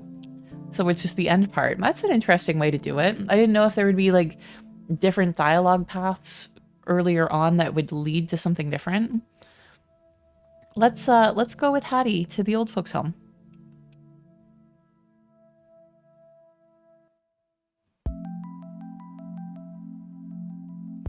You arrive at Queen Mary's to meet Hattie for your date. It's 7:04 a.m. You're a little late. Looking around, this could be any nursing home. Yellowed walls, stained drop ceilings. Supply carts line the corridors alongside the odd empty IV stand. The sun's not quite up, but the residents sure are. Walking the halls to get a bit of exercise, chatting over weak decaf in the dining room next to reception. You came. Welcome to Queen Mary's. My home. What do you think? It's nice. Isn't it, though? I just love it here. These are my people. Behind Hattie, an old woman hangs up the lobby phone. The woman begins to cry. Oh, her son, probably making more excuses not to visit. Can we do anything? Not unless you possess her son. And march his sorry butt down here. Hattie laughs. Please don't actually do that. It won't help. Besides, there's someone I want you to meet.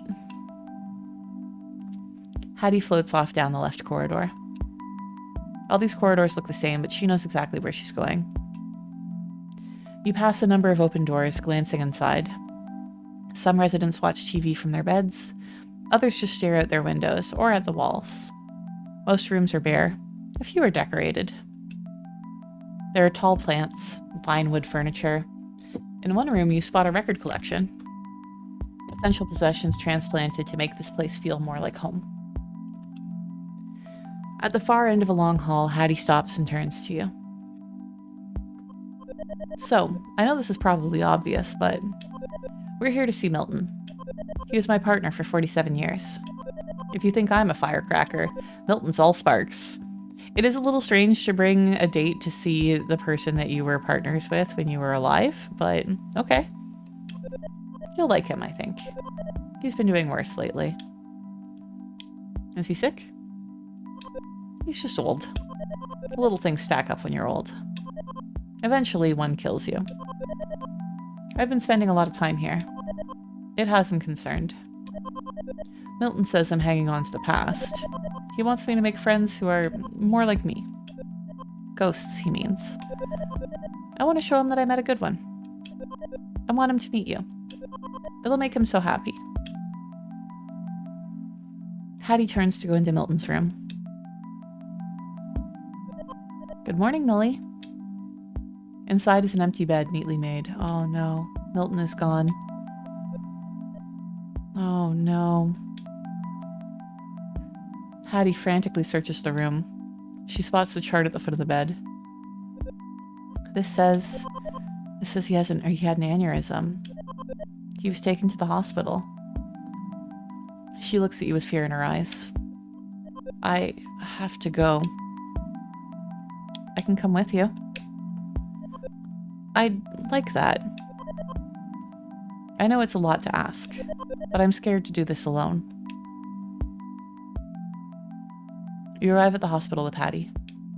She floats behind the reception counter to locate Milton's room.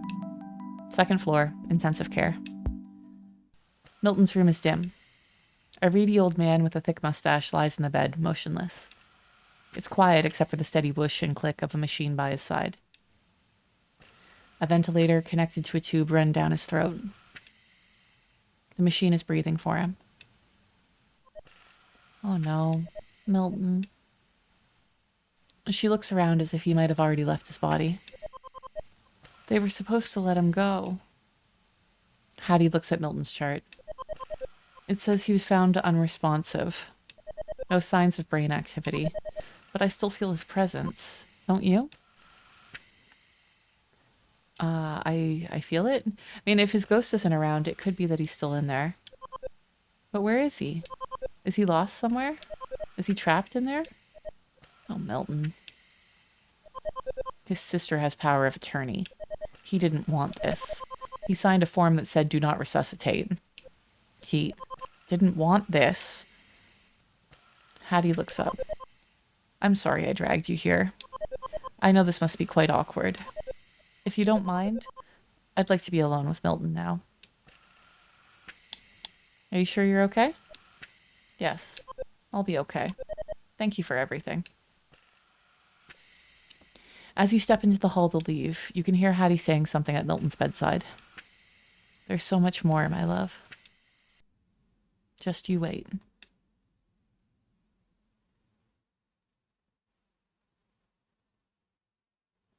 That was sad. Hattie and Milton. Oh, the shared grave. Hattie, the spirit of compassion, 1922 to 2010. Cause of death, heart failure. Throughout her long life, Hattie always put others first. Though she never had any kids of her own, she worked for more than 40 years as an elementary school librarian before retiring to a life of gardening and jam making alongside her longtime partner, Milton. After Hattie took a hard fall, she and Milton were both accepted into Queen Mary's nursing home, where Hattie lived out her final days helping her fellow residents any way she could. She was so sweet.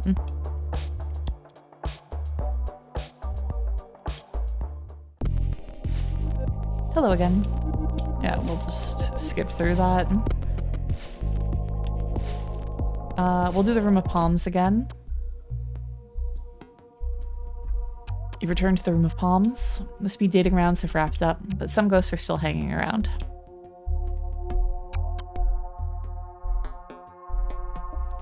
We'll do Steph this time. I really don't like Riley. He is a football bro. We went with Vera last time, but I was very tempted by Steph because she did not realize that she was a ghost.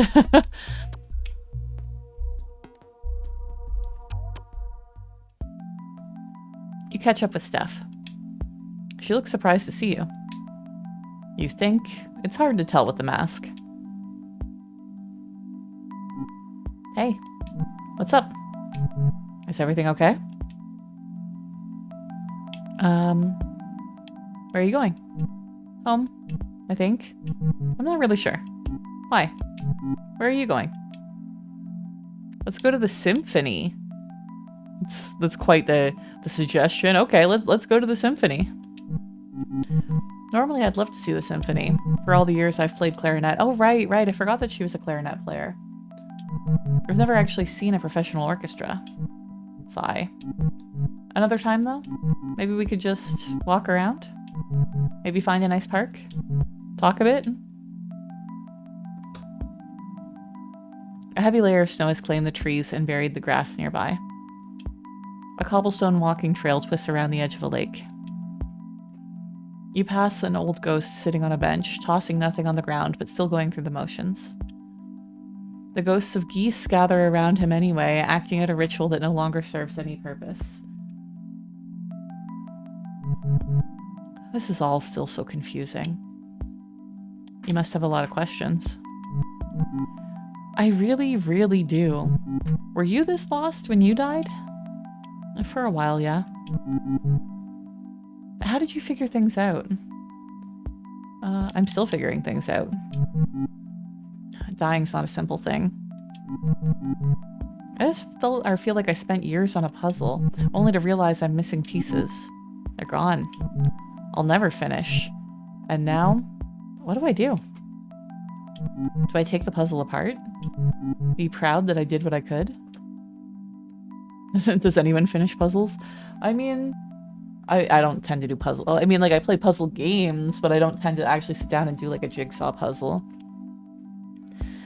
It's still an accomplishment, I guess. But now what? What do we even do as ghosts? Do we get jobs? What's the point of anything? You can scare people, you can help people, or you can linger. I did so much lingering when I was alive. My death has to have a point. I feel like cancer took my life. Now I have another shot at things. Well, you do have a lot of options. I keep thinking about all the things I can't do now. Eat, drink. I could go for a milkshake. I could go for a milkshake right now. Vanilla, with a slice of apple pie. But I guess I won't taste it. There's no point in eating. So then I just want to play my clarinet, but I can't do that either. But you can do so much more. At least I can still do puzzles. And finish learning Japanese. I think I'm ready to take my mask off. Do it, do it. I want to see what's under the mask. You got this. If you say so. I see. How do I... You look great! Fantastic! You look like you. I feel like crying. Yeah, it kind of gives that impression. The good tears. But nothing's coming out. Right? Like, the eye stalks look like a trail of tears there. Thanks for the talk. It helped a lot. We should do this again sometime. I'd like that. It's hard to be a ghost, but Steph seems like she'll be alright. What's next for you, though?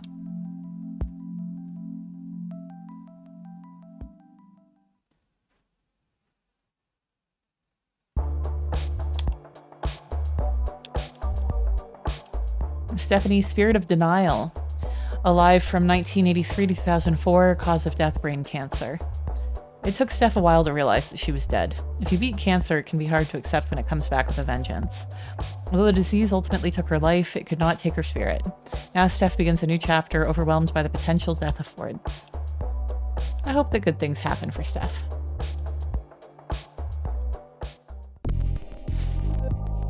Hello again. It's nice to see you. I'll just put your name down, and you can go right in. I think we were on the Room of Liars? I think Steph was in the Room of Palms.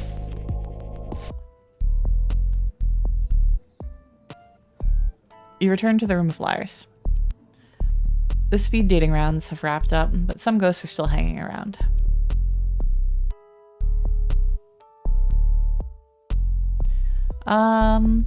Yeah, let's date Leon this time. Let's rob that bank. Let's see what's going on there.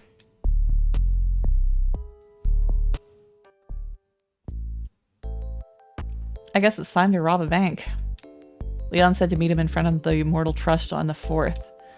Like the name suggests, it is a bank for the living. Once they notice they've been robbed, they shouldn't suspect the dead. Hopefully. I'm getting nervous, not gonna lie. The others are supposed to be here. Maybe they're just late? I sure hope so. Without them, we're down a lookout. And our guy on the inside? What's my rule? You'll be coming in with me. The score in there? It'll take more than one ghost. I need your hands full and your mouth shut. Oh good, here comes Carl.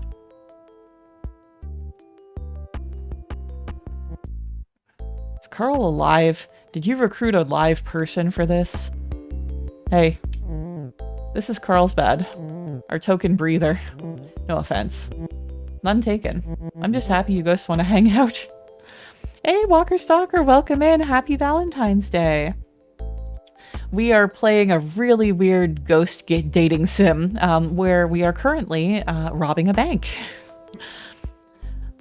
I'm just happy you ghosts want to hang out.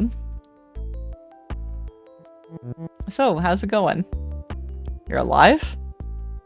Yes. And you can see us. Of course. Man, I love robbing banks and dating ghosts, right? That sounds like a good Valentine's Day to me. I've been seeing ghosts all my life. No one believes me. I'm pretty jealous of you ghosties. No responsibilities, just floating around. A lot of care in the world. Yeah, it is pretty sweet. Sigh. Someday. Carl's the man on the inside. I'm a teller at this bank. I know the combo to the safe. So are we just giving all the money to Carl after we steal it?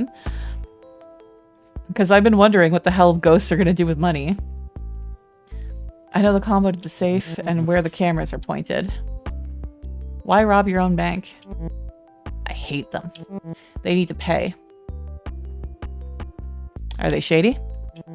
Actually, they're pretty responsible. They sponsor charities, really give back to the community, you know? You're not getting me behind you on this, Carl. They even give us time off to volunteer. Sounds like a good place to work. Totally. But I still hate them. They wouldn't give me a loan for my vape store. Oh, Carl. Jerks. So I'm just gonna take the money. Live my dream. My vape dream. All banks are bad. Satan's in suits. No offense. None taken. And speak of the devil. Spooky Peter? We recruited Spooky Peter as well. How do you do? Why am I not surprised? We met him in the Room of Liars. Same as you. But I told him I robbed banks. He immediately said he was in. Before he even heard the plan. Always looking to get my beak wet, so to speak. I agree, bank's bad. They're so smart. Yeah. There's been a couple lines here where I'm like, you know, preach it, sister. This is really on the nose for the current state of the world. So here's what we're doing. Spooky Peter will hide out by the door, watch for trouble. Should be smooth sailing. They closed 6 hours ago, and there's no security tonight. I saw to that. What happened to Winston? Who? The security guard. He's taking some time off. Oh, good. Winston works so hard.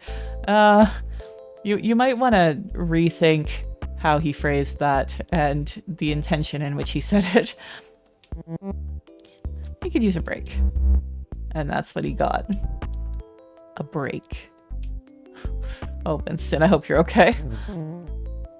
Let's get this train rolling. Follow me. Carl pulls out some keys and unlocks the front door. Though alive, he's already proving useful. Inside, the bank is dimly lit.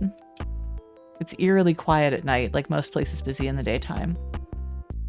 Spooky Peter disappears into the shadows by the door. Carl and Leon make a beeline for the back.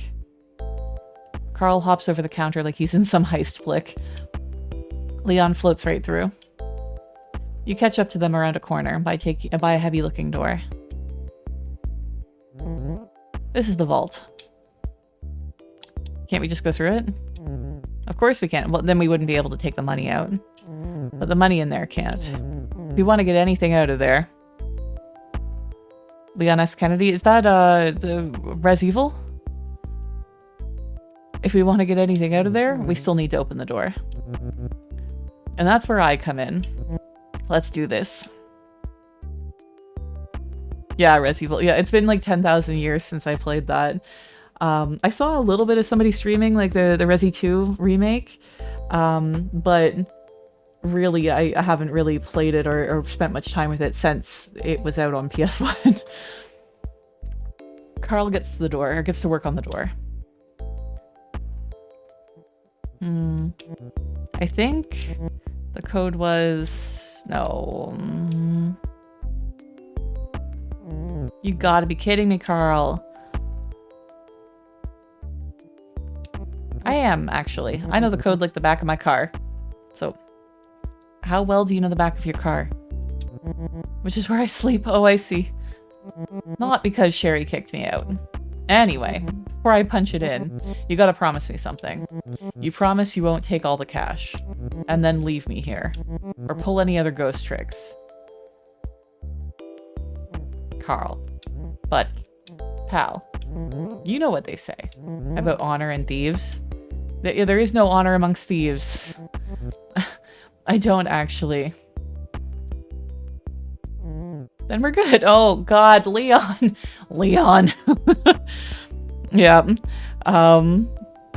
You know, he's got such a sweet little smile there. Like, got a tiny cute face, but oh God, this is not gonna go well. Just open the door already. Carl opens the vault door. Inside is a wall of safety deposit boxes, each individually locked. And that's it. That's it? Where's the money? I expected, like, a pile of it. It doesn't work like that. I really should have cased this place myself. Sigh. Grab a key, open a box. Which one am I feeling? I think I'm feeling 7F. Inside are some antique coins. They look like they might have some value. Someone could be hanging on to them for sentimental reasons, though. You look over at Leon. My box is empty. Nothing but a business card. Some accountant with a funny name. Oh, so this, I believe, is tying back to Gary's story. There was an accountant, I think his name was like Resolve or something like that. Guess I should have looked inside some of these before just picking a key. I guess we'll give, lucky number 7F, exactly. I don't need the coins. He's the one, we'll give them to Leon. Seriously? For me? Why? I'm just here for fun. I'm having fun too. Oh, we should do this again. Now on to the next box. Time to be moving. I spotted the patrol outside. Think they saw some movement in here. Ooh, and police siren chirps. A warning, maybe? There's our cue. We better scramble. Everyone makes it safe, thanks to Spooky Peter's keen eye. Leon instructs the crew to lie low for a bit. Really, only Carl needs to worry. Good job in there. Things might have gone differently if you let Carl fiddle with the cameras. It wasn't the greatest haul. But hey, how many ghosts can say that they've robbed a bank? Interesting. So is there a different path there?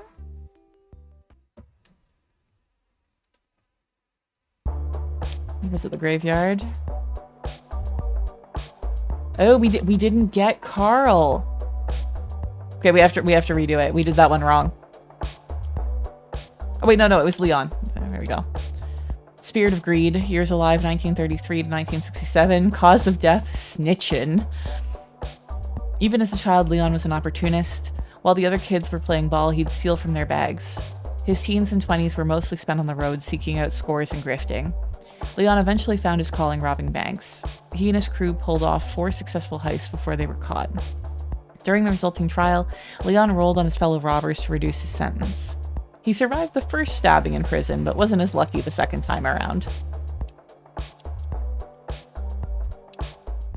Okay, I think we're back to the room in black. Unfortunately, we have some of the ghosts that I liked less when we were doing the dating.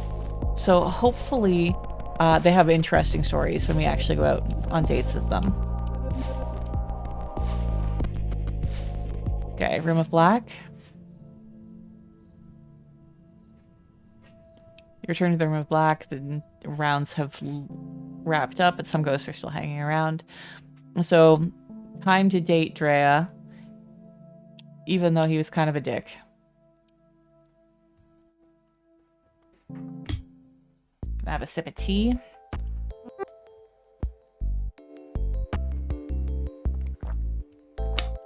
You ready?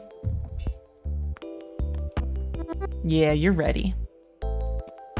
Drea has something planned, that's for sure. Cause of death, snitching. Well, you know what they say about snitches. And their fondness of embroidery. Look at this tentacle head. Yeah. We didn't like Drea. We liked at first because, you know, he was kind of fun. He was kind of funny.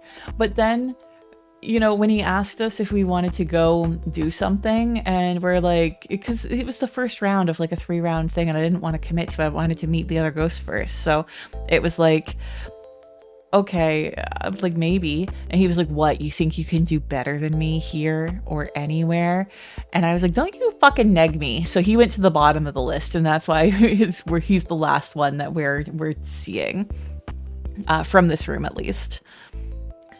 Yeah, snitches love stitching. Exactly. That's how that works, right? This is gonna be sweet.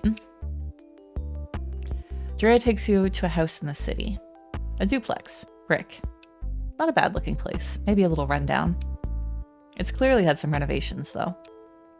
Like the neighborhood, its edges have been filed off in favor of some good old-fashioned gentrification. The front door is a fresh shade of red. And there's a pretty nice car in the driveway.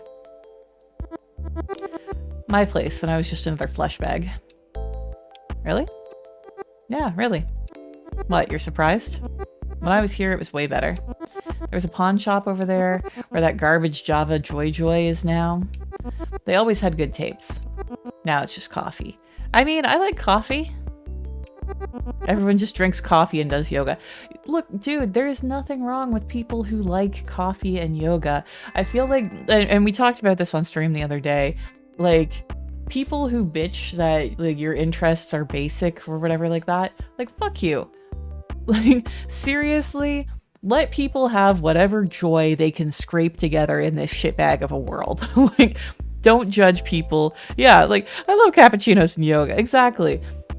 I don't do yoga myself. I've kind of meant to, but never really got around to it. But I don't like shitting on people for the things they like, unless the things that they like are harmful or like legit terrible. It's one thing to like rib somebody over like, oh, you like this, that's awful, you have terrible taste, in like a joking manner.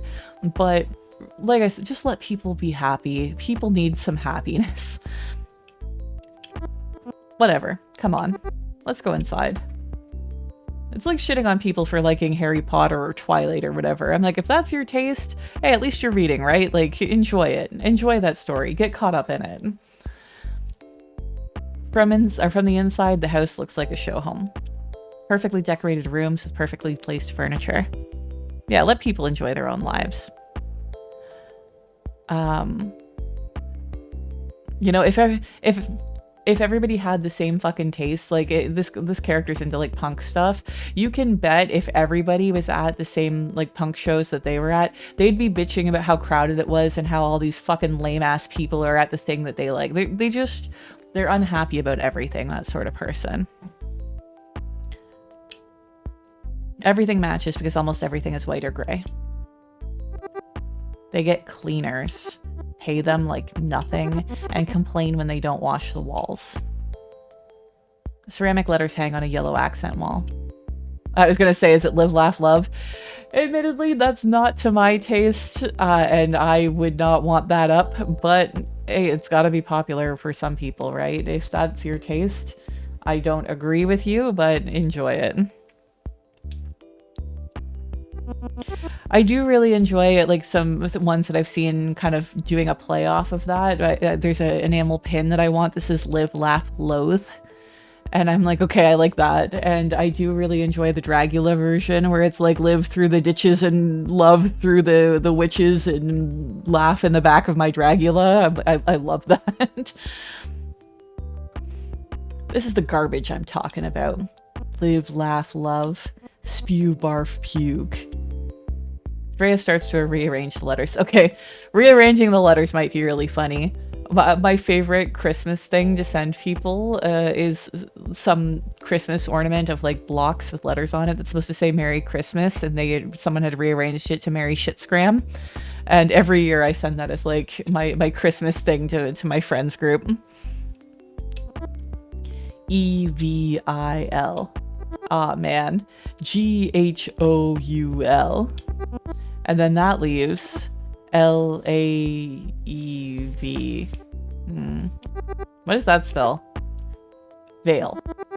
Does evil ghoul Vale mean anything? Vale means valley. Yeah, leave? That's better. That's much better. What, like leave without the E? Perfect. They take a step back to survey their handiwork. I mean, I honestly, if I was playing like an indie horror game and that was up on the wall and it was like an otherwise normal house, I would love that. Lol. So, where should we hit next? The kitchen. I am not suggesting that we go to the bedroom. Getting creative, huh? Plenty of fun in there. The kitchen looks like it was recently updated. Built-in microwave, induction cooktop, something called a smart fridge. Fridges don't need to be smart. I fucking hate all of this internet-connected bullshit for appliances. I don't want my washing machine or dishwasher or whatever to be, like, hackable and display ads to me and all of that shit. What do they even do to afford all this? Drea heads for the fridge. This is what I call poltergeist pay dirt. Inside the fridge is the biggest plastic container of kale you've ever seen. And rows of expensive looking juice marked cleanse. Yeah, again, I don't mind kale. It's not my favorite, but I don't mind it. Not super interested in juice cleanses, mainly because that shit always tastes bad. I can't choose. Yeah, let's get rid of the juice. We're doing them a favor. Look at all these pretty colors. Green, yellow, red. Drea thinks for a moment. Slime, pee, blood. Just like that, the juices look different. Don't worry, they'll just taste like those things. Somehow that's hard to believe. I mean, that was weird. That went really fast. There's a click at the front door. Oh shiz, they're home. Quick, this way. Drea drags you to the front room just as the couple who lives here opens the front door. At first, they don't notice anything's wrong. They take off their shoes while bickering about who forgot to take the garbage out. The man is the first to see the letters on the wall. He stops talking. She looks up to see why. He points to the letters rearranged on the wall. And they proceed to freak the fudge out. They run away. Not out the door. Up the stairs. Straight to the bedroom. Aw, man. After all that work, I knew we should have done the bedroom. Sigh. I guess they weren't going to run straight to the fridge anyway. This was still super good. Best time I've had in forever. Maybe I'll see you around sometime? Absolutely. Totally. You're left alone in Drea's house. Upstairs, the couple is loudly trying to convince the cops that they called that ghosts are real. Eventually, they give up and admit it was probably just neighborhood punks. You leave the house through a wall. Outside is dusk and kind of spooky. There's a bit of fog rolling in. A nice night for haunting. A good night to be a ghost. There's Drea. Drea, the Spirit of Mischief, 1972 to 1994, cause of death unknown. In life, Drea had a way of getting on the wrong side of authority. Parents, teachers, cops. Few dared tell Drea what to do, and those who tried always ended up regretting it. After Drea was kicked out of the house at 14, they spent the rest of their teens couch surfing or living on the streets. Spotty work, door checking, and carrying equipment at punk gigs paid for Drea's more expensive habits, and plenty of good times. But things got bad towards the end. Now, poltergeist Drea prefers not to talk about those final moments of life and focus on making the best of death. It's interesting that it looks like there's 4 stones left, maybe only 3, but we only have 2 ghosts left to go to.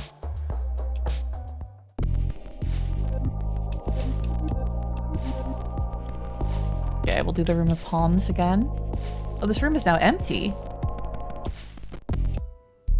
That was interesting. We didn't do everybody in the Room of Palms. Maybe the last one will be yours. True. That's a good point. You returned to the Room of Liars. The speed dating rounds have wrapped up, but some ghosts are still hanging around. I didn't think we did everybody in the Room of Palms yet. Okay, Spooky Peter time.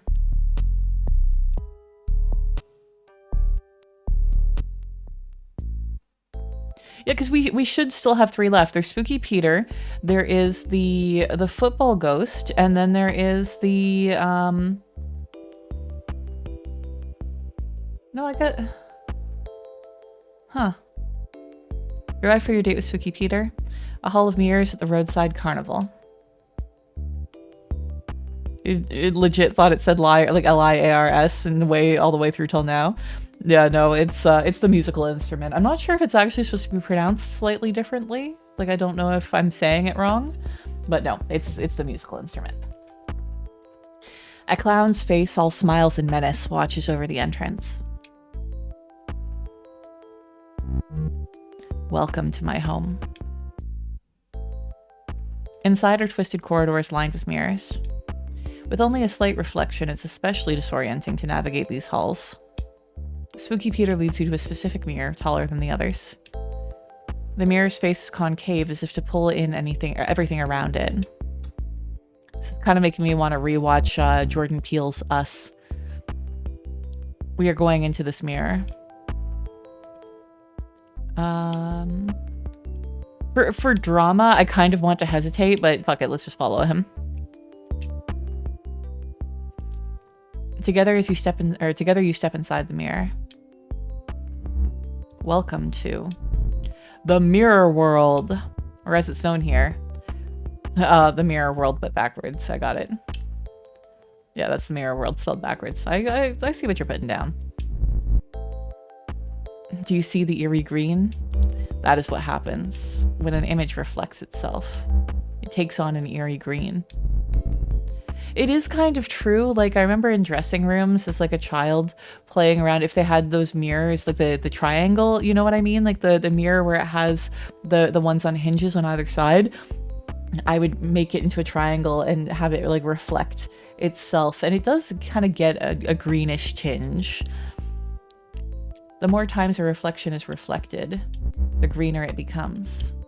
Just like this. There's actually there's actually science behind that. Science has no bearing here. Science has bearing everywhere. In the mirror world, the physical laws are upended. Am I really here? Or am I over here? Or am I over here? Perhaps it is all of the above. Or even nowhere at all. Okay. I mean, I do just want to be like, okay, but I don't want to like fuck this date up. I want story. Like, tell me more. That's amazing. I thought you might be impressed. Dude, you don't get what impresses me at all. I've practiced these skills for ages. Centuries. It's not easy being green. Womp womp. Now come with me. The spooking hour approaches. That's 3 a.m. in case you're wondering. Why 3 a.m.? Only witches and sins are awake at 3. Ooh, I like the way that's phrased. Okay, Spooky Peter, you just got a point for that. We seek neither. In a way, we are both. Together, you and Spooky Peter fly through the void, passing countless mirrors in reverse, each peering into a life still being lived. Each mirror in the living world is actually a door. Staring into the one long enough in the dark, or saying a spirit's name 3 times, that's like knocking. After a short trip through oblivion, you arrive at a particularly decorative mirror. A splendid haunt. Spooky Peter leads you through the mirror glass into a long hall lined with bricks on one side. There are still boxes in the hall. The mirror you stepped through is propped against the wall. At the far end is a massive kitchen with original marble tile that does well to hide its age. Paul is sleeping. Let's get to spookin'. Spooky Peter leads you through the closed bedroom door where a man in his 20s is sound asleep on a mattress. He's snoring loudly. Spooky Peter floats to one of the shadowy corners by the open window and then motions for you to do the same. The curtain flaps over Peter's shadowy visage. Visage? He stands silently, hat bent forward slightly. He's just standing there. Should we shake the bed? Patience, protege. The aim is to be a presence, not a threat. Spooky Peter stands motionless for several minutes. Wait, no, 40 minutes. 40 minutes of doing nothing but standing there. Finally, he moves away from the corner. Watch, protege, as I tighten the knot. Spooky Peter sinks into the hardwood floor. The old wood lets out a loud creak, creak, creak, as steady as a pulse. Paul is still snoring. Peter moves into the ceiling and starts to scratch. Scritch, scritch, scritch. Like raspy breaths. Paul is still snoring. Peter is starting to look annoyed. He floats over to Paul and peeks in his ear. Some sort of orange foam. Oh, he's wearing earplugs. It obstructs his ear canal, preventing him from hearing us. Again, I am thwarted by the progress of man. Scratch on the wall. You scratch with one nail long and deep above Paul's head. It leaves a long vertical line in the plaster. Make it across. That would be spooky to wake up to. Having an arrow pointing down at you would be more confusing than spooky, I think. Excellent work, protege. Faith haunts them, same as ghosts. The fear this will sow brings me butterflies. I am proud of you, protege. Truly, you are spooky this day. Spooky Peter leads you back into the hallway mirror, back through this weird mirror world of his. A fractal realm on the dull side of the Tane. What he said. Eventually you reach the mirror that leads back to where you came in. Well, this is me. And thank you for your company. It's the juxtaposition between like the very spooky dramatic stuff and then like the very common stuff that I find amusing with him. This was fun. I am pleased. Before we return to the physical world, I should warn you. Time behaves differently in the mirror world. What may have felt like hours was in fact years. A decade has passed since we began this date. I speak in jest.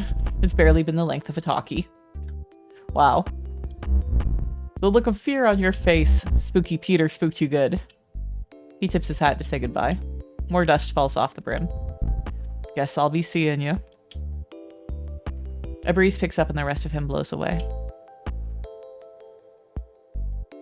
Sorry about this one.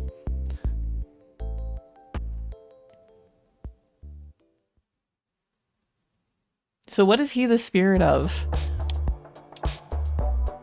Oh, Spooky Peter's the broken one.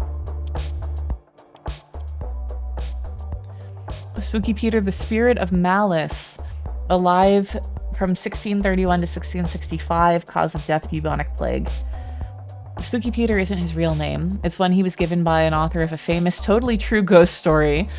Having been dead for some 4 centuries now, Spooky Peter is the oldest ghost at the speed dating by a mile. In life, he worked as a doctor, notably treating victims during the last significant outbreaks of the plague in London. The disease would ultimately claim him. Interesting. But see, like yeah, unless one of those is ours, I don't know why it's saying that, there's 2 left, but one of the rooms is empty. Hey, hi. Ooh, I'm sorry. The event's all done. All the other ghosts have left.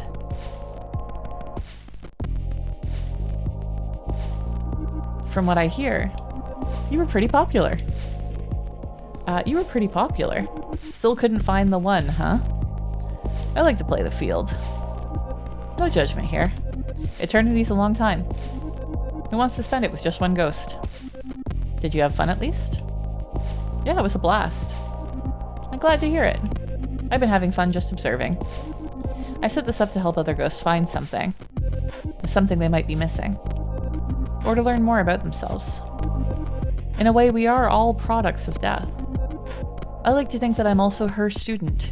Interesting, you don't often see death listed as like a her, although I do believe that there is, oh, what is her name?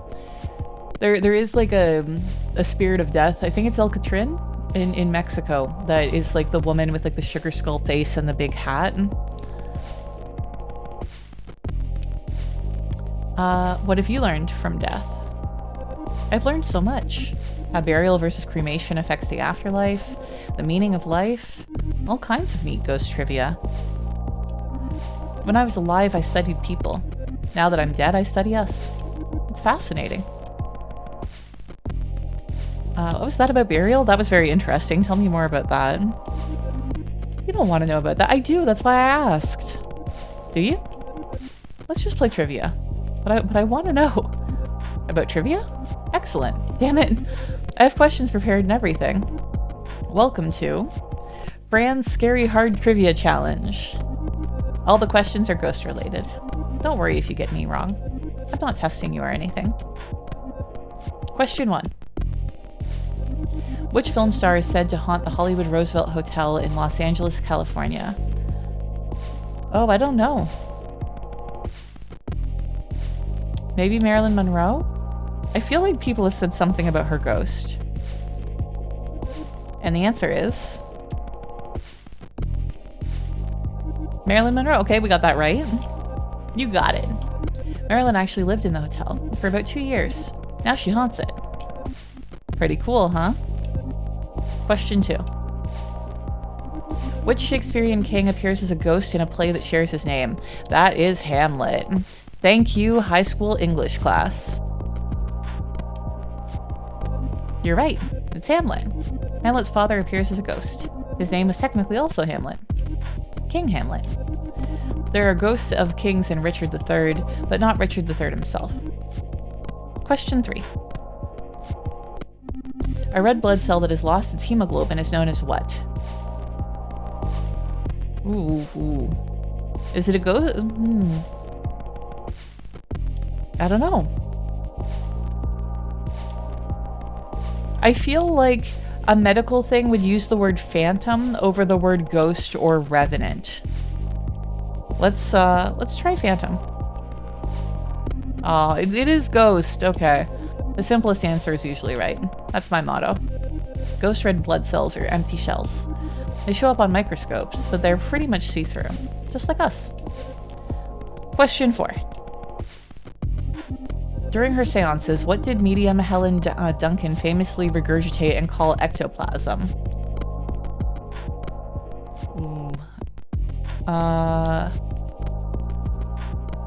I feel like if she's regurgitating something, cheesecloth would be very painful.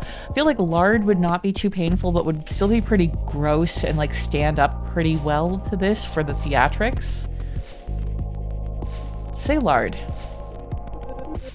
I get why you'd pick a goop.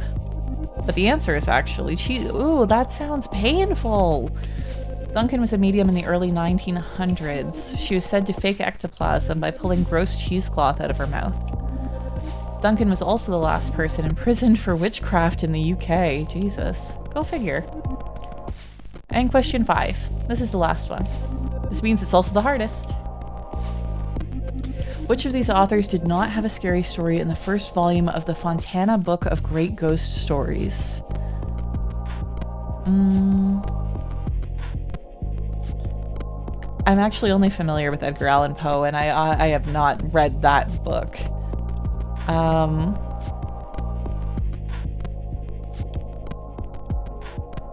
gonna go with Algernon Blackwood, just because that's a really epic name. Oh, the correct answer was Poe. Seems like he'd be in there. Poe was in the second volume. Blackwood and Lawrence both have stories in the first. Blackwood was a prolific ghost story writer, while Lawrence, best known for not ghost stories, penned a great one called The Rocking Horse Winner. You got 2 questions right. That's not that bad. You could have done worse. I'm definitely not judging you. When people say that, I feel like they are judging a little bit. But no. Well, you can always visit the graveyard, relive some of your past dates there, or select erase date data to start over. Yeah, it sounds like they're judging, exactly. That's in the options menu. What else? You could always go to hell. Excuse me? I meant that literally, of course. I hear it's gorgeous this time of year. If you combine travel and accommodations, you can get a pretty good deal. My friend Gail is a travel agent. She could find you a great river cruise package. I'd like that. Here's Gail's card. If you end up going, be sure to send me a hologram. Alright, time to go. I'll ring the bell to make it official. The bell rings. Sniff. Thanks for playing.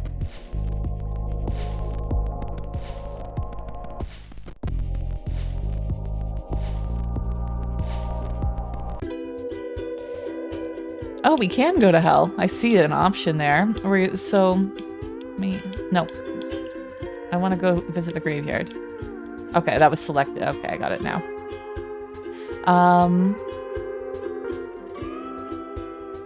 Who was the last one that we just... Was it...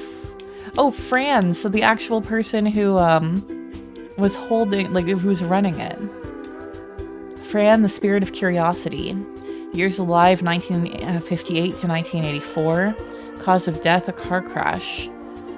Fran is the organizer of speed dating for ghosts. Her reason for putting on an event like this are twofold. Fran is a woman of science, but also empathy. She's met so many miserable ghosts over the years and wanted to help them find companionship. She's also been studying the psychology of her fellow spirits for years, specifically the need for closure and the desire for purpose that seems to tie otherwise disparate ghosts together.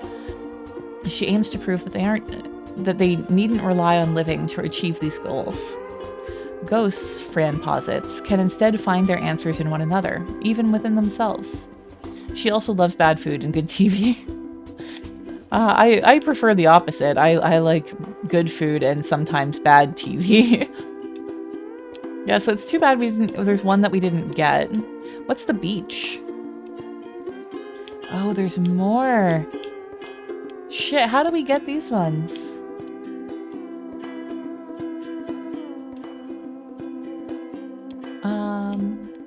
Can we go to hell?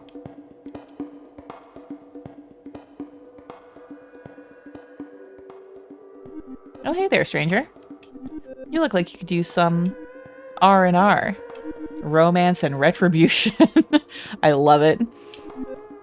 The name's Gail. I'm a travel agent for the dead. I've got all the best deals. Singles cruises on the River Styx, cookouts on the shores of hell itself, all-inclusives at Daytona Beach. Oh man, you may be dead, but that doesn't mean you can't still have fun. Yeah, Fran told me about you. Fran? Who's Fran? Just kidding, baby doll. Francine and I go way back. You actually look a lot like Fran. You're right, I do look a lot like Fran. So much it's almost suspicious. Anywho, I'm organizing a singles event. It's on Mortal Beach, overlooking balmy Brimstone Bay. There's a great view of 2 whole circles. 3 when the weather cooperates. It's gonna be a party for sure. That sounds great. Then you'll love what I've cooked up. There are some real party animals here. Just wait till you meet Dave. But hey, you didn't pick up my brochure, just to hear me blab on. Unless you did, because then I totally have a timeshare to sell you. Let's get you to the beach. We'll start things off with an icebreaker. Something familiar. Some speed dates.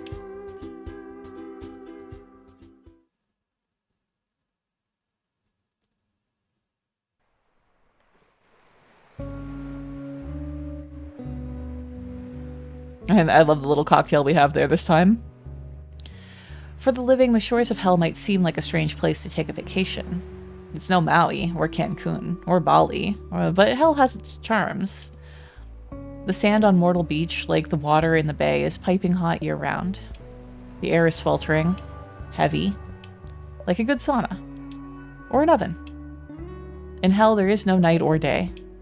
The crimson light of eternal flames casts a pleasant, flickering glow on everything at a comfortable distance. In a way, it's kind of romantic. The bell rings. Let's see what kind of ghosts we have in hell to date. The first ghost appears. Wait, are they a ghost? Salutations, bruh. They call me Andy. You party? I love his tiny little eyes. You look like you party. I'm no bra. Any apologies? Didn't mean to offend. Okay, I have a better opinion of him than I expected. I mean bras and abracadabra. I call everyone bra. Because we're all magic. It's one of my things. My big thing's partying, though. I actually do not... Okay, I enjoy a good party, but my idea of a good party is getting together with like 8 or 10 friends at like a rented Airbnb or a cottage or something, or someone's house, and just playing video games and board games all night and drinking like fancy cocktails and eating a bunch of good food. Like that's my idea of a party. Rad. Partying's like my main deal. My raison d'etre. I like exist to have a good time. Bring the awesome. What's your favorite kind of party? Something chill. I prefer ragers, but no judgments here. Chill is good. I like my chill time too. Lying back, going with the flow. It don't always gotta be a ruckus. What's your favorite means to chill? Good music. I would wish I had a bathtub. There's no bathtub in this apartment. Music rules. Heavy stuff especially. Something hella loud.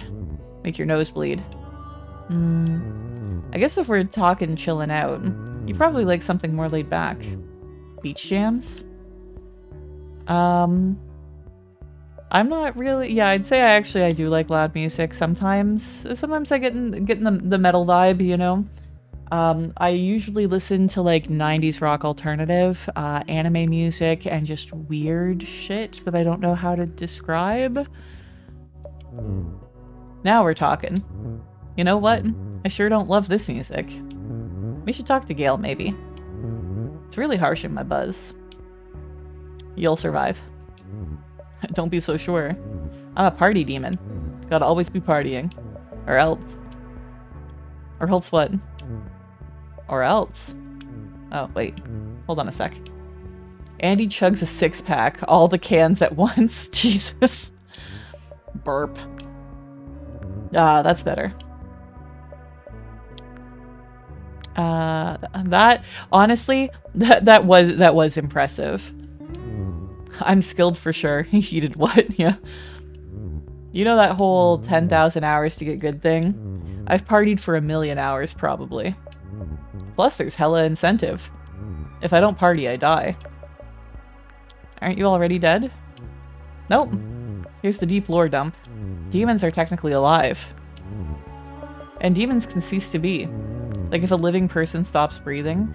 Except I have to remember to breathe. Like right now, actually. Gotta dance a bit. Andy dances a little bit. I wish they'd done like an animation for that. Oh, cha-cha-cha. There we go. All good in the hood. Hey, want to hear a fun fact? These beads and shades aren't just for show. They lessen my need to party. How? By exuding party, that is true. Sort of like an RPG or something. Special item effects. +3 to partying.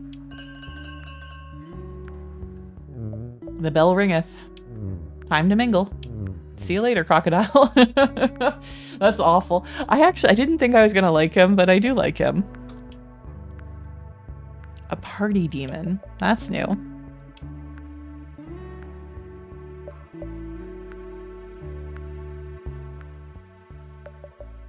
Another ghost appears. Ah, this is the one that I was looking forward to seeing.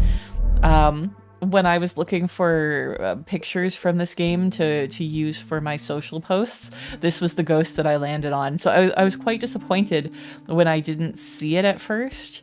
I'm like, did I do a wrong path or something? Why didn't I get to see the cool ghost? And what do we have here? Another lonely spirit? Tell me, lonely spirit, what is loss? The absence of something? Why, yes, dear. Precisely. You must feel it too, then. That profound emptiness. The loss of your life. I'm still me, though. Are you certain of that, lonely spirit? Ghosts are desperate for purpose. We lie to ourselves, tell ourselves we still matter, that a part of us remains. But who is to say we matter anymore? We're not even matter. We are more like echoes, epilogues of unfinished stories. Soon, there will be nothing more to say. You and I will truly be nothing. I believe it will be glorious. What have you lost? Hey, buddy. Like you, I lost my life. Unlike you, it happened twice. They call me Agatha, Bane of Bricksdale, Connecticut. You know, I watched Agatha All Along, and it kind of was talking about, like, New England and stuff, too. I wonder if there's, like, a character that Agatha All Along is, like, referencing. An irregularity in the blood count. I suppose you could, at one time, call me a vampire. Now, I am a ghost. I like that it looks like hands are coming out of her hair. Vampire ghost? Cool. I am quite chilly. Yes. Thank you for noticing. This stake through my heart? I suppose it made me this way. There are very few vampires, let alone vampire ghosts. That stake looks painful. I'd like to know who did it. A jilted lover. She didn't know I was a vampire. When she found out, she killed me in my sleep. Now I wander between worlds. A nothing in nowhere. Why is she giving Adventure Time vibes? Or he? I mean, I would say pretty confidently that this one would probably go by she because her name is Agatha. Yeah, I'm not sure. The art style is very interesting in this game. I'm surprised there can be vampire ghosts. Yeah, because usually in a lot of like vampire lore and stuff like that, they've lost their soul, and usually it's supposed to be souls are what becomes ghosts. So it is interesting. Deserving this lonely death. My broken heart on full display. No one deserves to be lonely. Of course I deserve loneliness, just as others feel they deserve happiness. Let me decide what I need, dear. Oh, I'm sorry for overstepping. You just worry about you. Perhaps I'm being a tad dramatic. You seem quite harmless. I am complicated. I did sense as much. From the moment you appeared across the table, you have a depth about you. You have a depth too, I suppose. Though it is more curse than blessing. I'd sacrifice depth for peace. Oh, I like her. The bell rings. The bell. Time to move on, lonely ghost. It is probably for the best. We will meet again soon enough. I also like her because her background is the ugly green that I like. Another ghost appears. Oh, look at the doggo. Hi, hello. Excuse me. Sorry to bug you. I'm looking for my human. Have you seen her? Does she look like a ram? A ram? You mean Gail? Oh, no. Gail's not my human. She's around here somewhere. I'm sure she is. My name's Dave. Oh, then Gail was saying that Dave is a party animal. It's super to meet you. Even if I am kind of sad today. What does your human look like? She's small.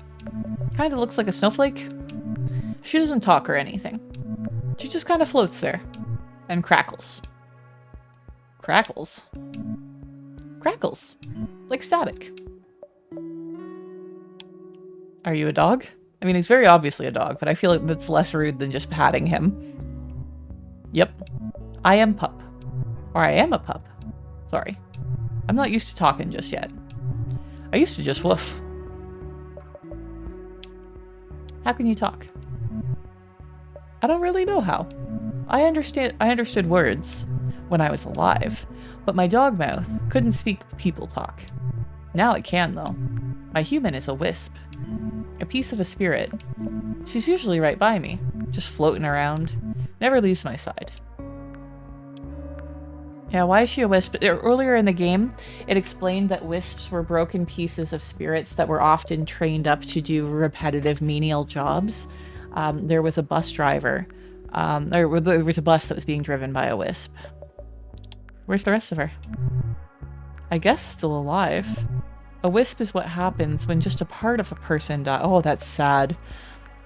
When part of a person dies. That's what Gail said anyway. All I know is, one minute I was alive, eating some chocolate eating some chocolate I found. And then the next I died. When I came to, I was a ghost, and that's why part of the person died, because the dog, oh, my heart. I was a ghost, and then the wisp was there too. I guess that means part of my human died with me. I don't think that responding to that with "can I pet your face" is the correct option. Oh my god. I know I say that I like to ruin dramatic moments, but I'm not gonna say "can I pet your face" to that. That's so sad. I guess. I try not to think too much about how sad it is. So where did the wisp go? I sure hope so. I just wish I could smell where she is. Or maybe, did it say so go where the... I don't know. I feel like that dialogue didn't... Well, can you pet their face? We'll see if there's another option to pet them. I could smell where she is. It's so frustrating, not being able to sniff stuff. In the meantime, I'll be waiting. Oh, nope, there's the bell. We lost our chance to pet him. The bell rings. Ah. Woof, woof, woof. Sorry. Loud noises scare me. I guess it's time to take another walk around. Go for some walkies. My human's gotta be here somewhere. Bye for now. We can also, like, redo dates if we wanna try petting him. What a pleasant pup.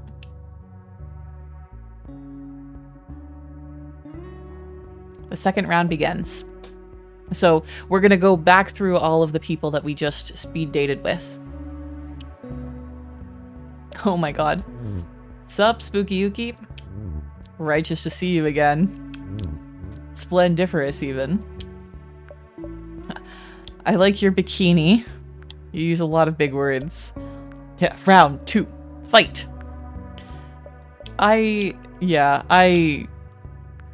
So this, I can't remember his name, but he is a party demon. He has to party or he will die.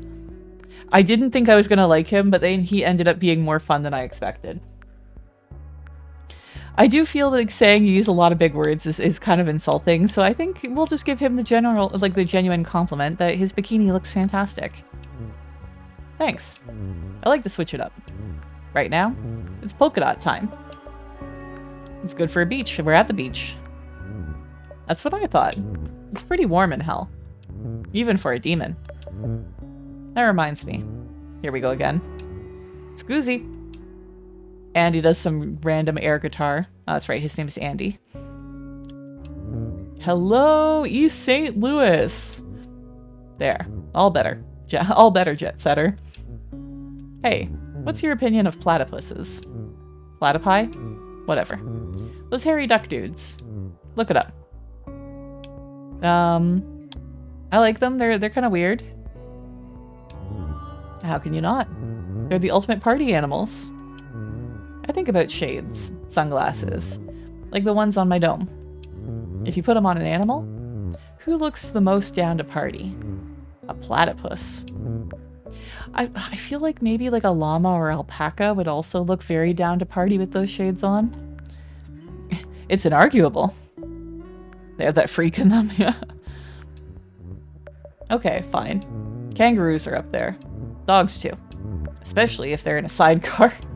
I love dogs in sidecars, me too, honestly. Pictures of dogs in sidecars is always great. I love dogs that party. Like Dave the dog? Balto over there? Pup's goal-oriented for show. But also scatterbrained as heck. Loyal but flighty. A total Libra. What about Gale?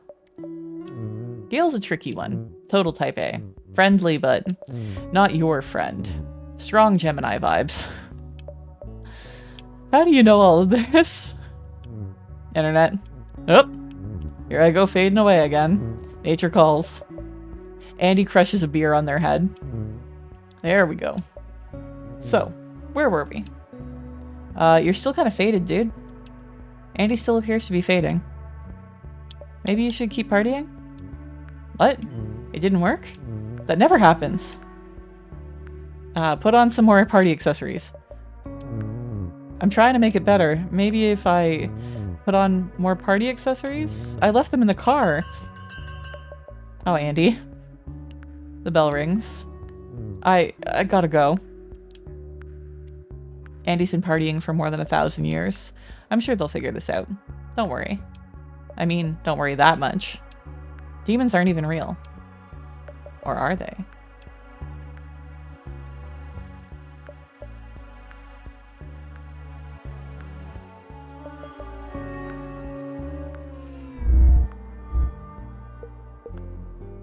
Oh, I love that music change. That was fantastic. I return to drag you further down. Please don't. I understand why you're down. You cannot truly understand. Not yet, anyway. Time slows when you are here. I mean, that could be like a creepy, flattering thing. Does time slow around me? I do not understand why. From my perspective, it ticks away just the same. Perhaps your idea of time moves quicker than is typical. But perhaps it's a product of my curse. Vampirism is a curse? Immortality worsens the longer you live, and my hunger for blood is insatiable, especially now that I cannot feed.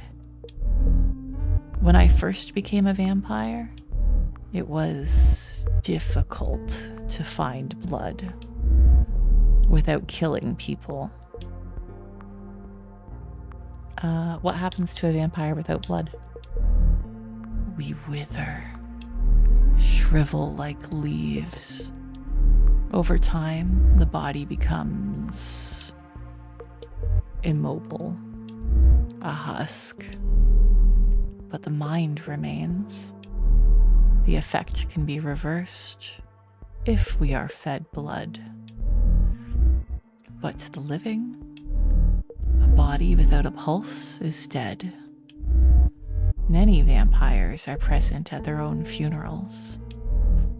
For some, there are multiple funerals.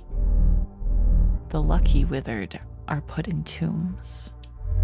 The unlucky are buried. I'd say the very unlucky are cremated. Have you ever been buried? Yes. I would like to change the subject. Can vampires survive on animal blood? I was, for a period, a hunter. But the animals needed to be large. It was a dangerous way to survive. You see, lonely ghost? It is hard to kill that which is undead. But the undead can certainly be maimed. Over time, my tactics evolved. I became a nurse. I was quite good at finding veins. It was easy to take more than what was needed. A unit for a test that required a vial. This is dark, yeah. I'm like, damn, I liked her because her design was spooky, but I'm actually kind of leaning towards the other two a bit more. I'm afraid this is gonna be like the others, where if we don't select some of these people, then we're not gonna necessarily get to find out their story. I only took more from those healthy enough to give it. Do you have a favorite blood type? They all taste different, like red wines. The rarer the type, the blander the taste. A platelet count is also a factor. Thin blood can be quite refreshing, but you have to drink more to get your fill. Who turned you? The one who turned me was my husband, my first husband. On our anniversary, 8 years to the day, he said this way, I would be pretty forever. I did not ask to be undead. Yeah, fuck that guy. Fuck that guy for prizing your beauty over your happiness. I wanted to grow old. I wanted to die someday. That is the natural way of things. He did not care what was natural. He did not care what I wanted. What happened to him?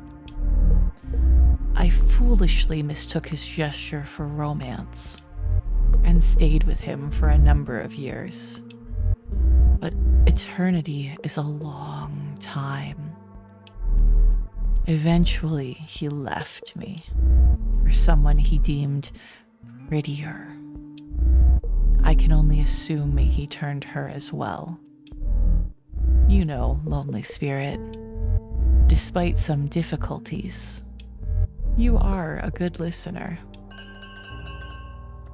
I want to know more. I really want to know more of her story. What happened with the husband? Should you wish to know me better, you need only look where crimson meets black. However, if you are not interested, I will understand. There needn't be any bad blood between us. Goodbye, lonely spirit. Perhaps I will see you again. A vampire ghost has taken an interest in you. That's neat.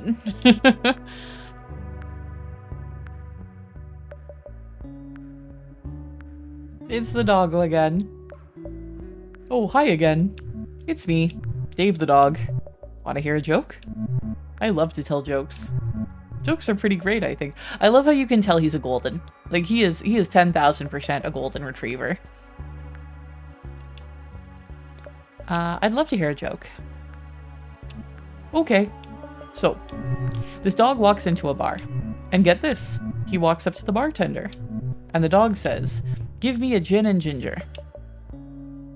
Then what happens? The bartender looks up and says, "Is it holy shit a talking dog?" Holy moly, a talking dog. Yeah. Dave the dog laughs. That was my human's favorite joke. You miss her, huh? I miss Miriam so much. That was my human's name. Miriam took me for walks, twice a day. She let me stop to smell literally everything. And sometimes, when it was extra hot, we'd go swimming in a lake of water. You want some pats? Oh, yes, please. You pat Dave. Thanks. That makes me feel appreciated. Appreciated and safe. Where could Miriam be? We had favorite places where we'd go on our walks. I bet probably one of those. I bet she's looking for me too. The bell rings. Ah! Woof woof woof. Oh no, I did it again. Sorry. Again! I sure hate that bell. That's the last of the speed dates. Time to pick someone to date. Ooh, pick me! Pick me!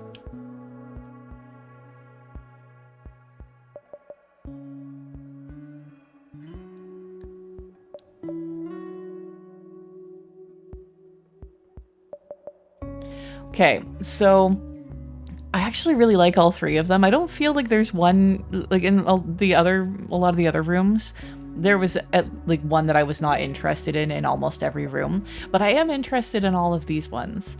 I think Andy's gonna have to be the last choice, just because I really want to know Agatha's story and what happened with her husband.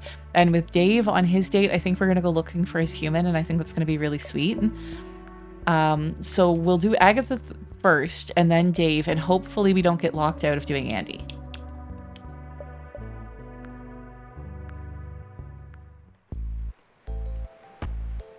After speed dating finishes, you search for Agatha. You look everywhere. Inside the resort, not inside the resort. When you finally find Agatha, she's floating in the air off the beach overlooking the Brimstone Bay. Looking out over the water, she's a shadow, even in the dark. I thought you'd choose another. There's a dog, after all. People seem to enjoy dogs. I'm more of a cat person.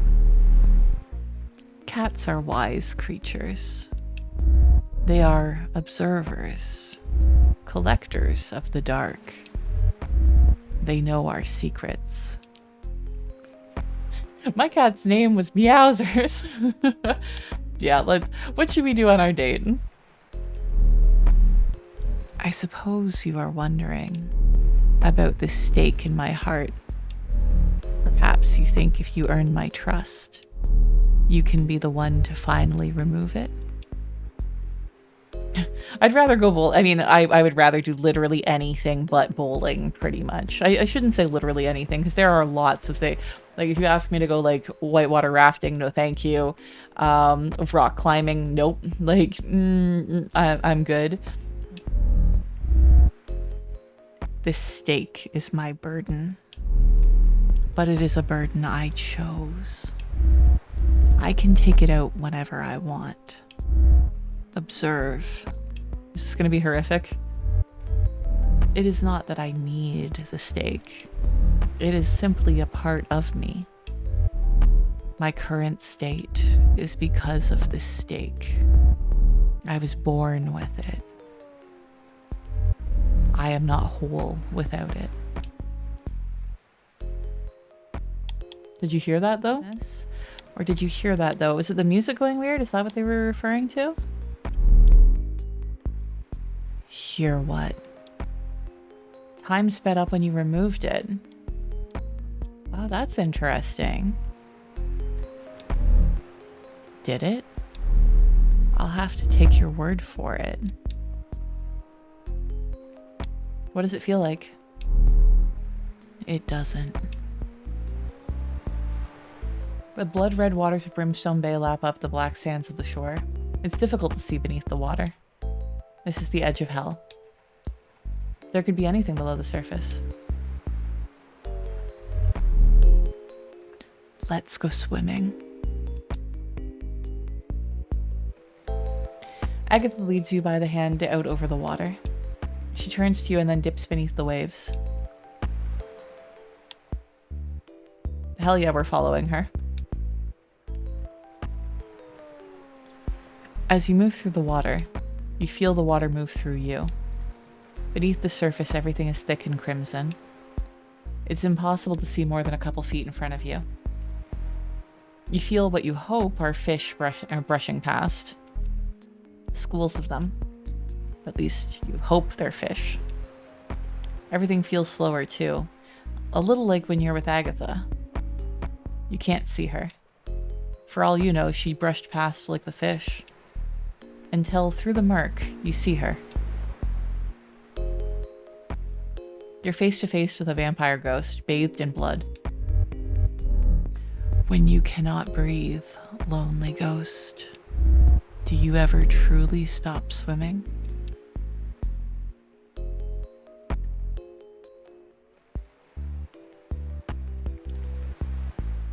You're first to return to the shores of Brimstone Bay. After a few quiet moments, Agatha emerges from the red water. Something's different. She looks calm, almost content. Like a weight's been lifted off of her. My steak. Oh God. I don't know what to do. I need my steak. The noise. That horrible noise. Ah! Frantic Agatha dips back into Brimstone Bay. The stake in her heart must have fallen out while she was underwater. Let's help her look. This is important to her. You decide to dive into the water to help Agatha look for her stake. But wait, before you leap in, what's that on the shore? By some hellish miracle, her stake washes up on the beach. You pick it up. The stake has been with her for so long, but only seems to cause her pain. We're gonna call out to her. It is not up to us to make this decision for her. She is her own person. We barely know her. If she wants this, we are getting it to her. You call out to Agatha. There is no response. You dive into the bay. You try in vain to spot her beneath the crimson waves. You see nothing. And your calls for Agatha are muffled by the water, as thick as blood. When you finally emerge once more from the bay, Agatha's stake is in your hand, and it's suddenly so quiet, as if time is standing still. You wait there for a while longer. She doesn't come back.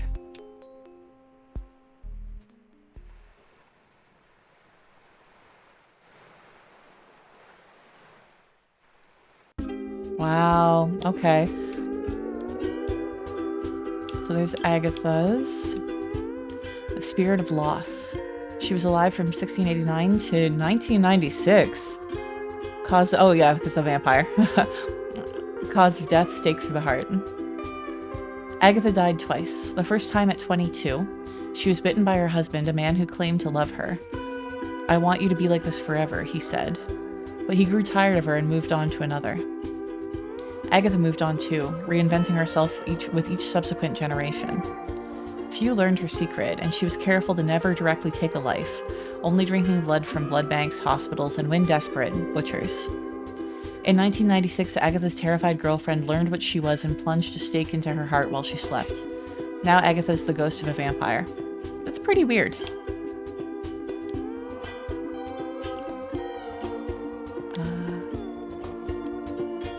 Yes, go to hell. You return to the shores of hell. Speed dating is all done. But some of the ghosts are still here.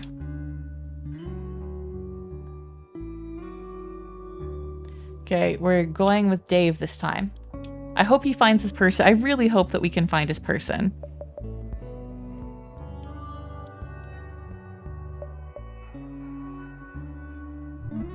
You came. I knew you'd come. Are you still liking hell? I'm starting to love it. Guess I'm a real hellhound. I thought dogs went to heaven. Oh, we do. but we can come and go, as we please. There's a doggy door. That's thoughtful. Oh yeah, they think of everything there. Can we go for a walk? Up on the surface? Sounds like fun. Oh boy. It will absolutely be so fun. I want to take you everywhere. All my favorite places to smell. What about Miriam's wisp? Oh yeah, Miriam's wisp. We gotta find her. Good thinking. If we hit up enough spots, we might just find her wisp. I'm not gonna... He's a golden. I am not gonna guilt him for forgetting something. Where could she be? A place we've already been. She's a wisp. She's drawn to familiar things. The good park? The good pet store? The good couch? One of those, probably. Maybe the park. Oh, great. I love the good park. Dave leads you to a park in a deep ravine. A nearby sign says off-leash dog park, but you don't see any dogs. Maybe this is because it's the middle of the night. There are trees here, all dead. The grass is gray. A ways in, there's a rusty playground. I mean, this sounds very like Silent Hill. This is very horror. A rubber swing seat dangles on a single chain. It's kind of spooky. Welcome to the good park. My friend Kyo would love it. That I love your friend Kyo. Dave runs over to the swing. He starts to tug at the seat with his teeth. It's a... chew toy? Oh, it's a chew toy. It took me a second there, he says without losing his grip. And then you hear barking. Distant howls of pain and anguish growing closer. Until they're right up on you. Gurgles, whimpers, low guttural growls of warning and dread. You turn in horror to see a bunch of super cute ghost pups. There's a ghost corgi that almost looks like a spooky loaf of a dog. Oh, a ghost chihuahua. She's making most of the noise. They do make terrible noise. And a ghost St. Bernard slobbering ectoplasm. Each has a wisp by their side. Hey there, fellow pups. Please show them. Please show them. Dave studies each ghost wisp and sniffs each ghost dog's ghost butt. None of these are Miriam's wisp. Shucks. This was still fun, though. Where to now? You mentioned a couch? You're darn right, a couch. But not just any couch. My couch. My human thought she owned it, but I peed on it. And she didn't, so the law says it's mine. Dave leads you to a townhouse. A nice place, clearly taken care of. The place is packed with tchotchkes. Library sale books, vintage postcards, souvenirs from trips to Korea and Portugal. Miriam likes to travel. The place is empty. I guess that's where she is now, traveling.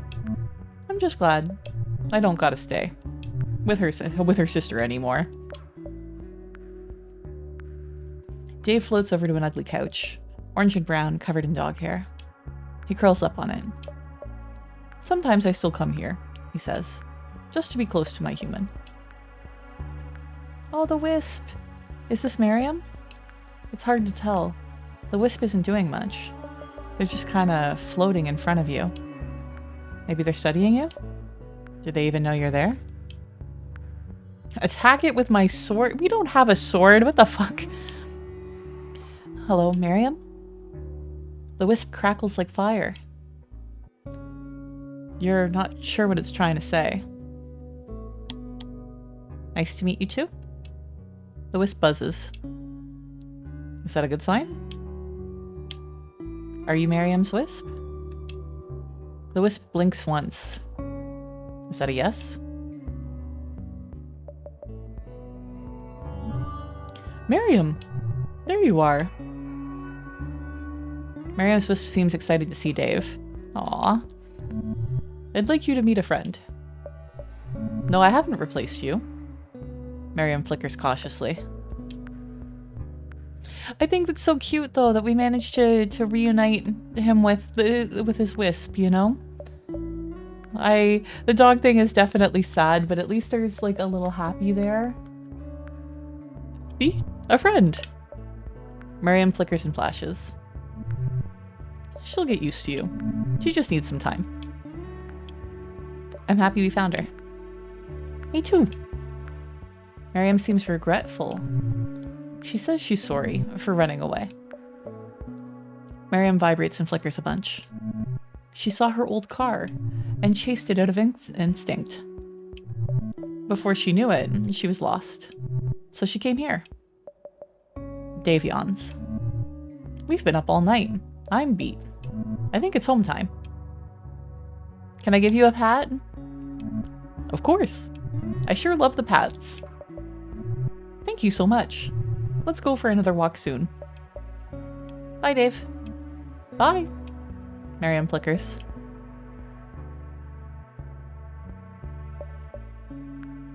I have sometimes thought of the final cause of dogs having such short lives, Sir Walter Scott wrote, and I am quite satisfied it is in compassion to the human race. For if we suffer so much in losing a dog after an acquaintance of 10 or 12 years, what would it be if they were to live double that time? For Charlie, Mucho Grande, and all the dogs who made our lives better. Oh, thank you for being good pups. Oh, it's making me tear up. I know, right? Like I'm not even a dog person, but I'm getting very, very teared up with that. Let's go to the beach and see Dave there. The Spirit of Loyalty, 1999 to 2011. Cause of death, chocolate. By all accounts, Dave was a good boy. He sat when asked to sit, fetched when required, and shook a mean paw. But he also loved food, like a lot. He liked the taste of all sorts of things. Clothing, the corners of walls, porcupines, and or skunks. Dave tried to eat it all and usually succeeded, but he met his match the day his human Miriam left an entire box of ultra dark baker's chocolate on the counter. When Miriam found Dave on the kitchen floor, a piece of her died too. That piece follows Dave around, loyal like a dog, in the hopes that when Miriam dies, she'll find her best friend and be reunited in the afterlife. Oh my god, that's so... Ah! Oh, my emotions! My emotions! Yeah. Let's go to hell again. You return to the shores of hell. Speed dating is all done. But some of the ghosts are still here. Okay, so I think the reason why we didn't get some of the other ones is because I didn't really like their personalities and I gave negative answers to them, so I think that's why we didn't get a chance to date them.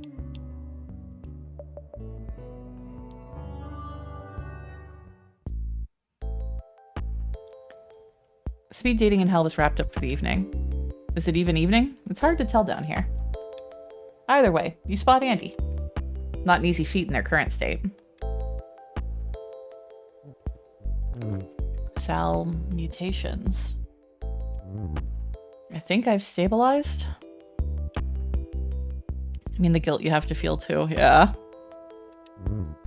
Good thing too. For a hot minute, it was touch and go. Ugh. Excuse me. Been coughing a bunch.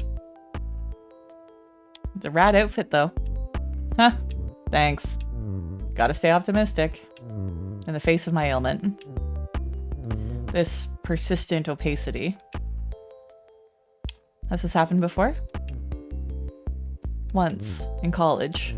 I took this class, post-structuralism, a real snoozer. But somehow I got into it and studied super hard.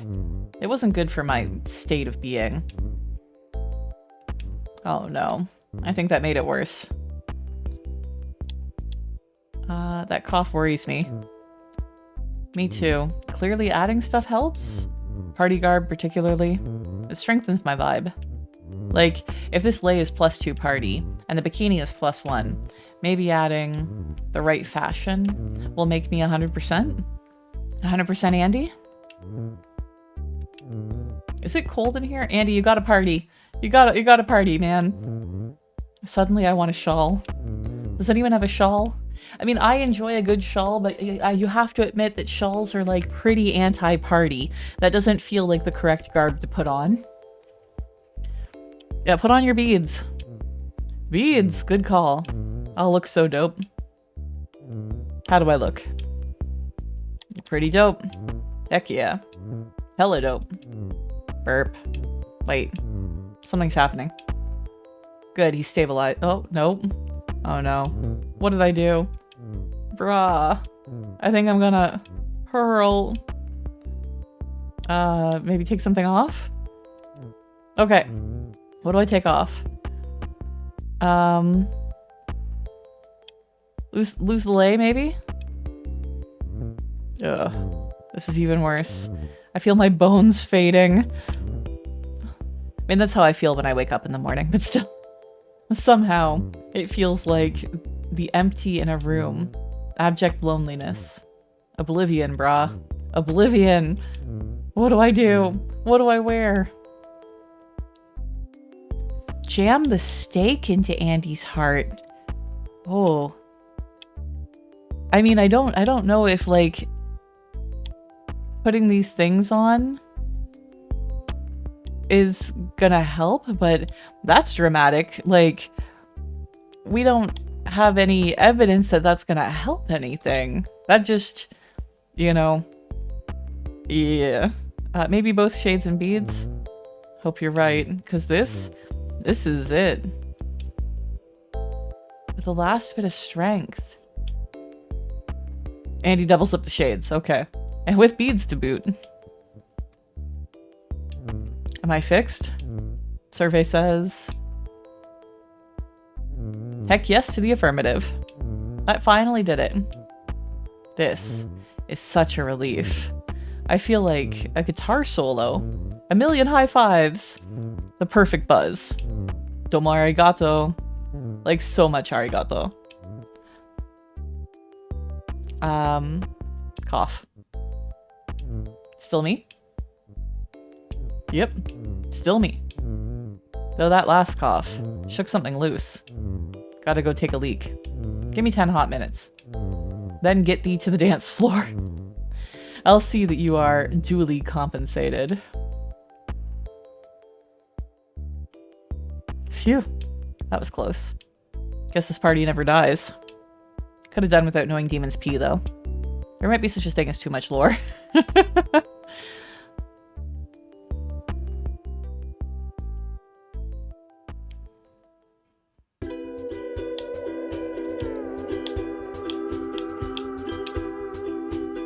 Andy, there we go. Spirit of revelry. Years alive, not applicable. Cause of death, not applicable because he's a demon and he's still alive. The lone demon at a party for ghosts, Andy ceaselessly seeks fun, often to a fault.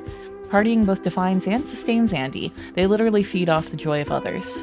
This is not actually that unusual. Most demons have a singular purpose. Without that purpose, they weaken or even fade away. Andy struggles with this, feeling pigeonholed by a predetermined and narrow sense of self. But the alternative is super scary. What happens if Andy tries to be more than they are? What happens if Andy grows, changes, or outright abandons what makes Andy, Andy? These thoughts haunted Andy before they met you, and now they know. Okay, so I think if we go back to hell again, then we should be able to have a talk. Yes, with Gale. The speed dating is over, and we cleared some room. It's time to dance.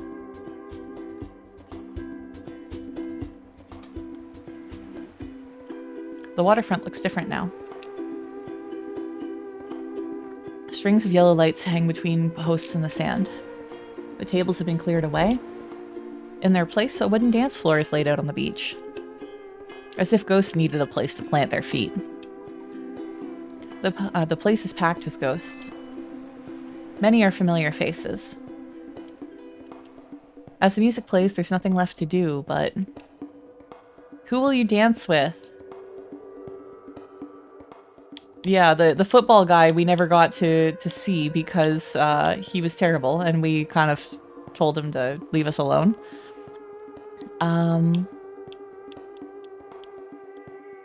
I kind of want to dance with Gary. Like, that was the first one we did, and I think I enjoyed it the most. Gary's story was really interesting. So let's dance with Gary. You see Gary standing in the corner. Something's wrong.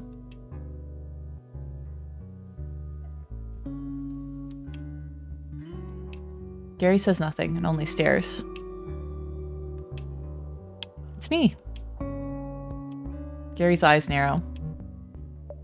It is you? Or helped you solve your death? My death?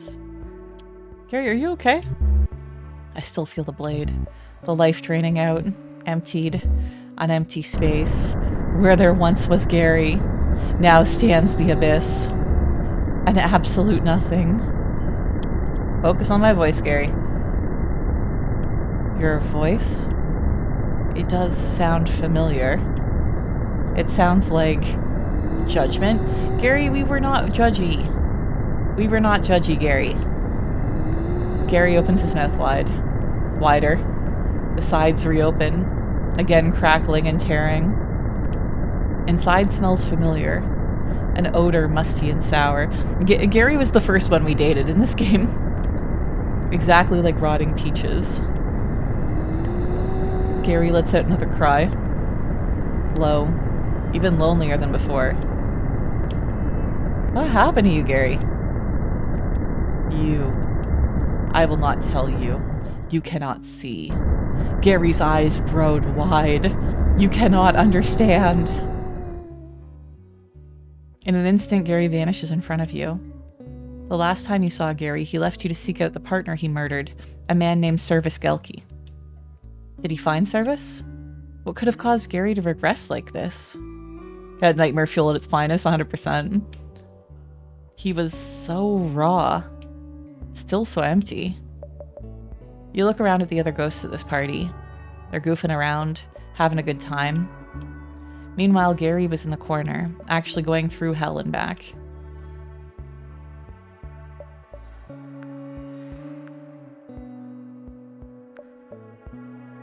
Oh, we can choose other people to dance with.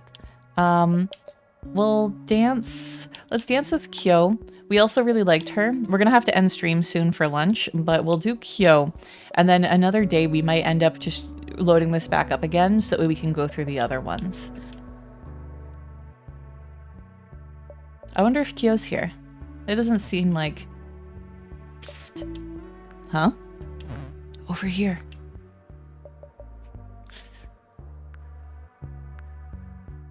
Hi. It's me, Kyo. I'm so relieved you're here. This may surprise you, but I'm pretty scared of parties. Especially ones full of ghosts. And demons. In hell. Then why did you come? Well... I'd like to say it was because I'd like to try new things. I've never been to hell. Now that I have, I get why so many people are scared of it. Ghosts are bad enough. Demons are real too. I braved all of this hoping that you'd show. You're so sweet, Kyo. Ah, please don't compliment me. I don't take it well. Anyway, I've been hiding an event. It felt like the best place to see the festivities. I can't say I've partied an event. You should try it sometimes. Yeah, Kyo was so sweet. She's the spirit of anxiety. It's a blast. Just kidding. It's terrible. Everything's terrible. Speaking of which, I know I'm cutting this short, but I should probably go. Kyo inspects all the other ghosts in the room. I could use some fresh air. Maybe see what's in the fridge. I'm also behind on work. I should get to work. You have a job? I have a job? Actually, no. I guess I don't. Maybe I will stay a little longer. That way, I guess we can say we partied hardy. If you need me, I'll be in the vent. And now we know what it's like to party with Kyo.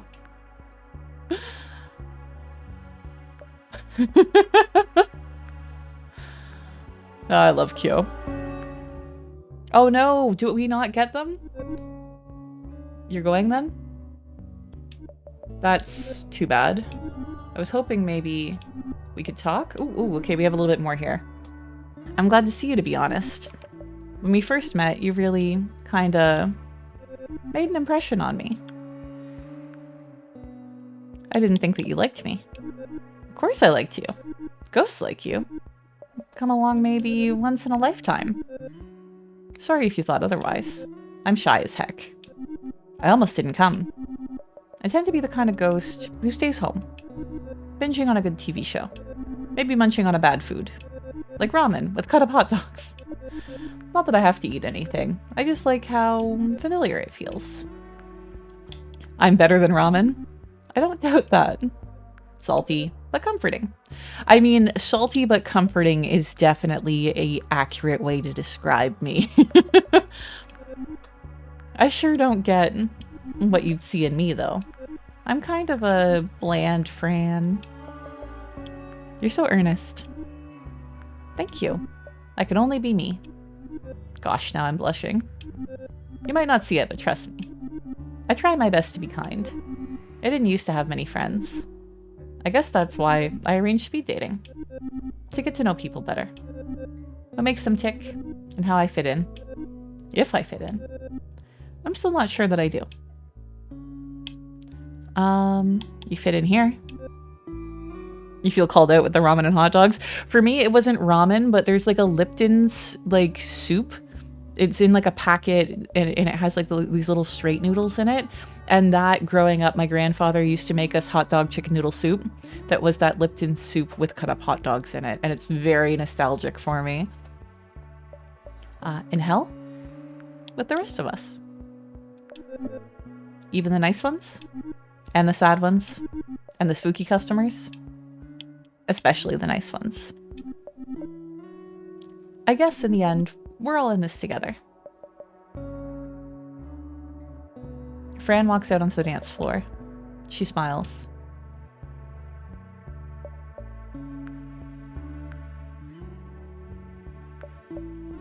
Thank you so much for signing up. For this silly little speed dating. And for taking the time to know me. And all of these other misfit spirits. I can't imagine what our deaths would be like without you here. To liven things up.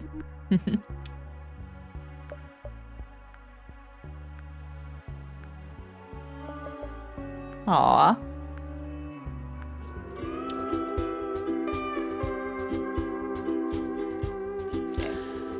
So let's go through everyone else. So let's go through Agatha's now. We will dance with Agatha. Agatha stands on the other side of the dance floor. Her hair blowing wildly, strands like hands reaching out for something missing.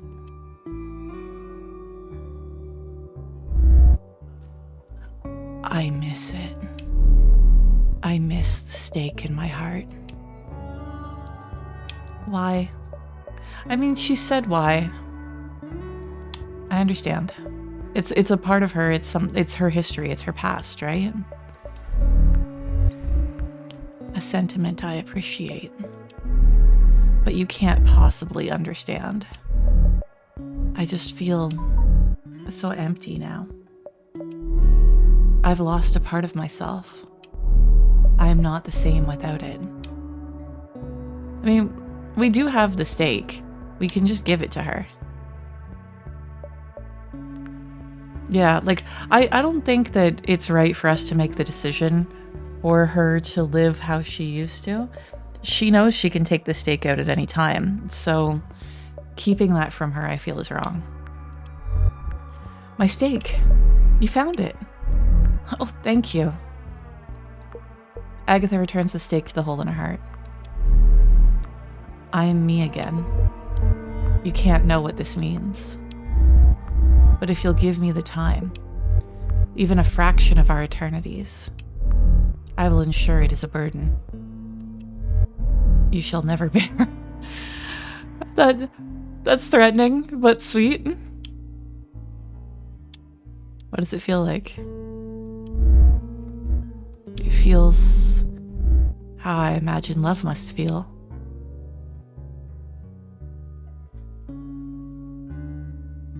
Oh, Agatha. Andy, how you doing? You spot Andy on the dance floor, a drink in each hand. The party demon seems fine now. I mean, he is at a party. This is his element. Talk about rallying.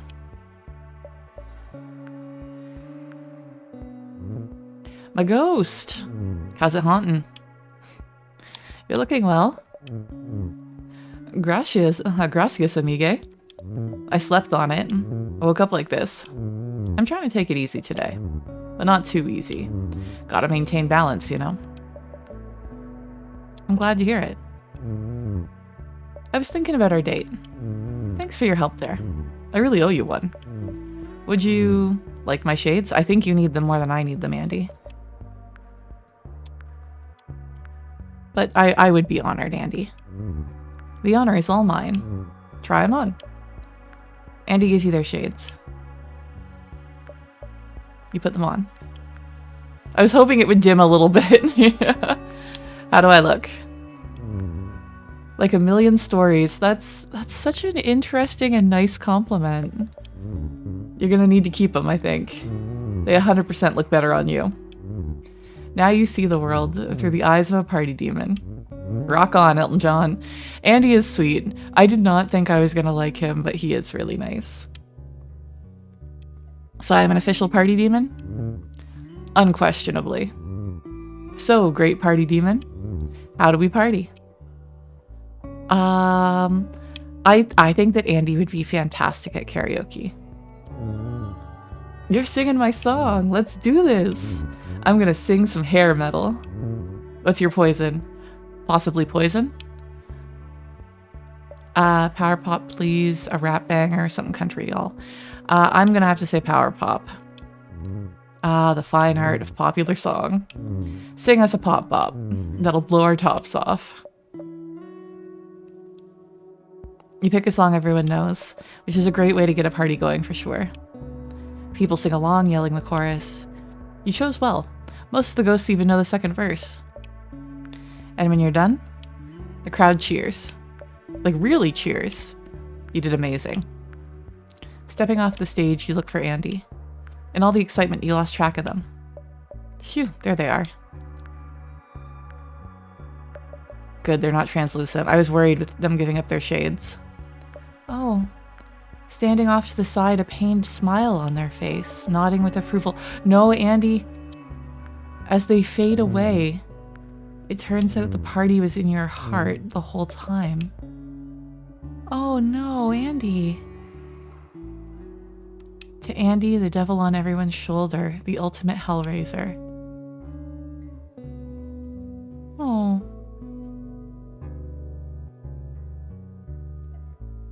That's actually kind of upsetting. I quite liked Andy. Okay, time for Dave. A familiar pup spots you from across the dance floor. He wags his tail when he sees you. I'm glad they actually did the little wag. It's so cute. Hey, hi. It's me again. Dave the dog. The wisp of Miriam the human appears by his side. She fizzes like pop. Miriam says hi too. Nice to see you both again. You are a good human. See, Miriam? I told you. Miriam's wisp crackles pleasantly. You must be happy to be reunited. Absolutely. Definitely. Tail-waggingly. Miriam's wisp sparkles. We have a bond for sure. When she was far away, that bond was sure stretched, but it'll never break. But it's not all. But it's not all of Miriam. I think so. Now you wait. I don't want to lessen what they have right now. Wait. Oh, you mean waiting for Miriam to die? Miriam's wisp fizzles a bit. Honestly, I just want Miriam to live her life. The longer the better. I hope she lives to be 12. Maybe even 13. That's 91 in people years. What'll you do in the meantime? We'll do so much. Sniff out the best spots, talk to all the ghosts. I have so much to learn. Now that I can talk, it's a whole new chapter. They say all dogs go to heaven. Heaven for me can be anywhere. As long as I have pals. Can I give you one last pat? I would love one last pat. You pat Dave on his cute face. He wags his tail lots and lots.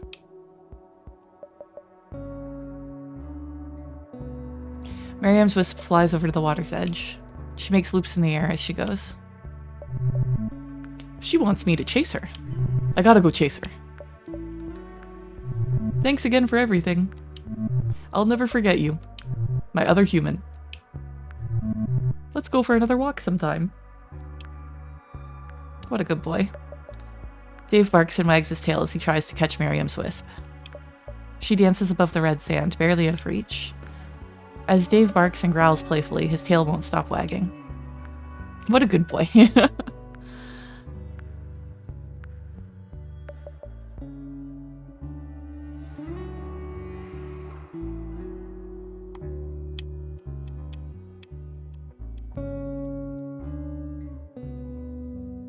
Drea is standing next to the refreshment table.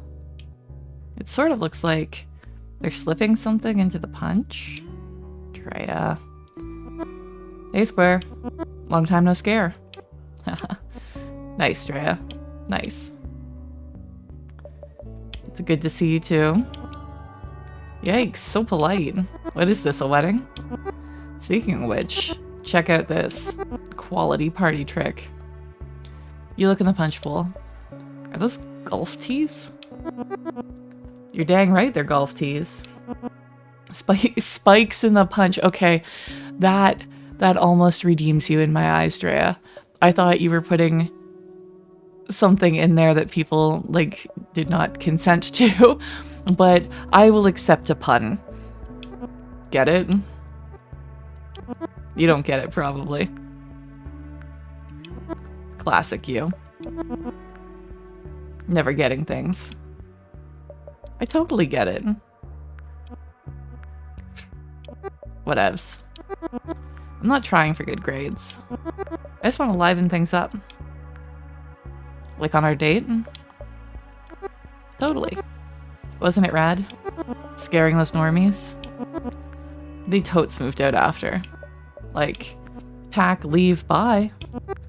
I kind of miss them. The new couple's just sort of there. They work, like, hard. And they don't talk ever. I think they might hate each other. It sucks.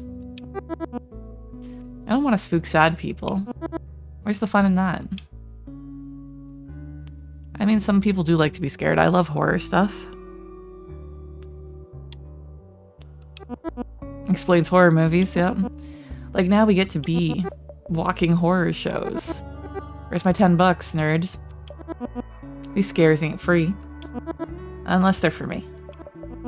Hey, let's prank Gail. What should we do? You want me to come up with something? You mean like always? Fine. Watch this. This prank will be like the stuff of legends. Drea hides behind the refreshment table. They motion for you to get behind it too. From this super secret hiding spot, you can see Gail on the other side of the dance floor. She's talking on her phone. So then I says to the angel, listen, I don't have all day. Do you want to make out or what? Hold on, I'm getting another call. This is Gail. Hello? You've reached Gail. Are you interested in a travel package? Package. Excuse me? Click. What the hell? The stuff of legends. Freya, that was pathetic.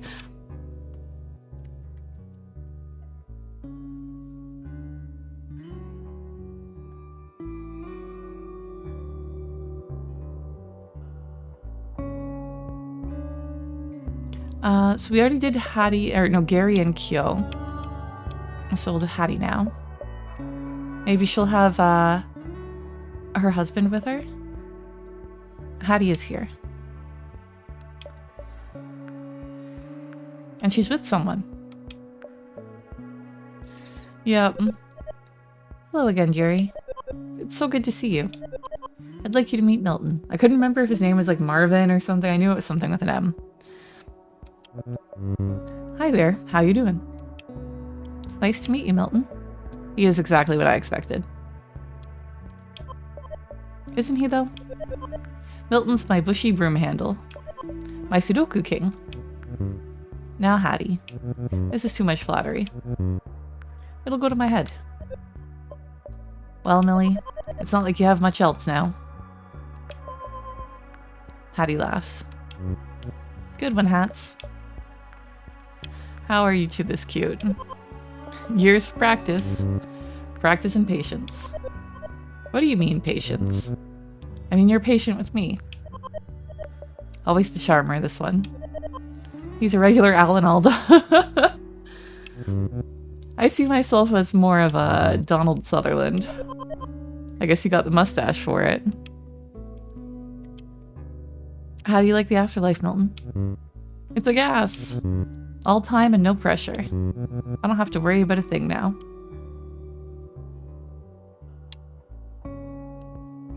They keep giving me the when did you die option, so I suppose I should ask it. Pretty much right after you left. Before I went south, I signed a form. Do not reciprocate. You mean do not resuscitate, Millie. I made sure that happened. Being apart for so long, it was like being stuck on either side of a wall. I could hear her. She could hear me. But neither of us was really present, you know? Now we can be together forever. So Hattie killed you? No. That's so romantic. It turns out romance is dead. Wahaha. Good one, Millie. But that's enough chit-chat. What do you say we cut a rug? You two go ahead. Alright. Thanks again for everything, dearie. Great to finally meet you. You too, Milton. Back in my younger days, I wasn't much of a dancer. It's gonna be interesting to try this without feet. You'll be fine. Just do like we did at our wedding. And follow my lead. Hattie spins around the dance floor. She has more energy than Riley out there. Milton tries his darndest to keep up. Come on, Millie, no time like the present. Hattie's laughing. She's lighter than air.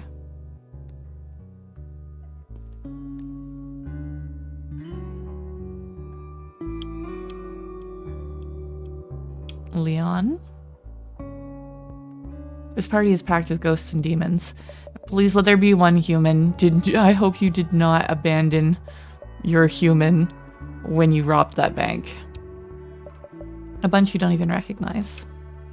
Leon has got to be somewhere around here. Wait. There he is. But who's that with him? So what have you found out? Oh no, he's a ghost! He died. That Gale lady's watching things pretty good. Carl died? You're darn right Hey, it's you. Our partner in crime. That's right, it's me, Carl. I'm dead now. I'm a freaking ghost. And keeping busy, apparently. Call it unfinished business. And if the cops ask, unfinished legitimate business. Shh. Reunions can wait. We gotta get busy. A lot of rich demons down here. With demons, there's treasure. Hells yeah, boss. I love demon treasure. Shh. Sorry. Well, that was rude. Leon didn't even say hi. Not that I'd expect anything else from that crook. Also, Carl died? What's up with that? Oh, Leon, you got him killed. Okay, so Riley's unavailable. Not that we particularly care because we didn't like him to begin with. So, time for Spooky Peter. The ghost party is going strong. Everyone's dancing and having a blast. Well, almost everyone. Hey, do you, by chance, know a ghost with a hat? A weird dude? Made of dust? Talks like a book? Yeah, it's Spooky Peter. That's the one. He's asking for you. Over in the corner. He's running some scam. Guests have been complaining. Say he's ruining their night. Let me handle this. Would you? Thanks, baby doll. You spot Spooky Peter across the room. He's sitting at a table with 12 drinks. All I can imagine is just all the dust falling into them. Aha! My protege returns. Ready for another lesson? Always? Then join me in a game of wits. The rules are simple. Spooky Peter wheezes. Something's still rattling around in there. I have ordered 12 festive and tropical beverages. We take turns drinking them. You may drink 1, 2, or 3. The ghost who finishes the last of their drinks, well, they win, of course. Win what? The next round. He motions to the drinks on the table. Friends always go first. How many will you drink? I am really bad at this sort of puzzle, so I'm not even going to try. I'm going to drink 2. Then I'll take 2.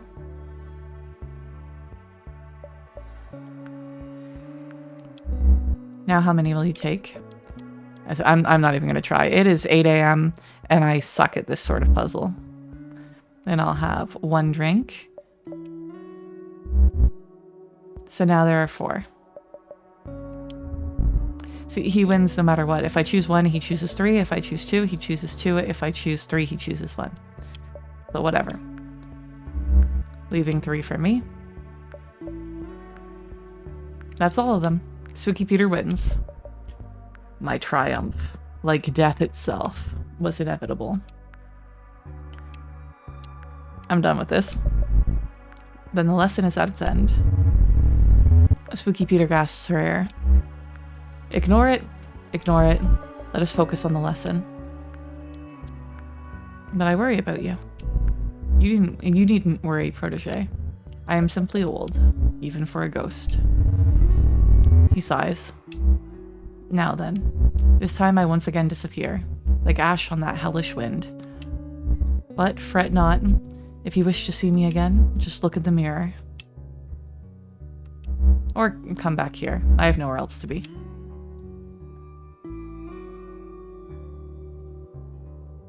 I can see why the other guests were annoyed. Spooky Peter's game was pretty tricky.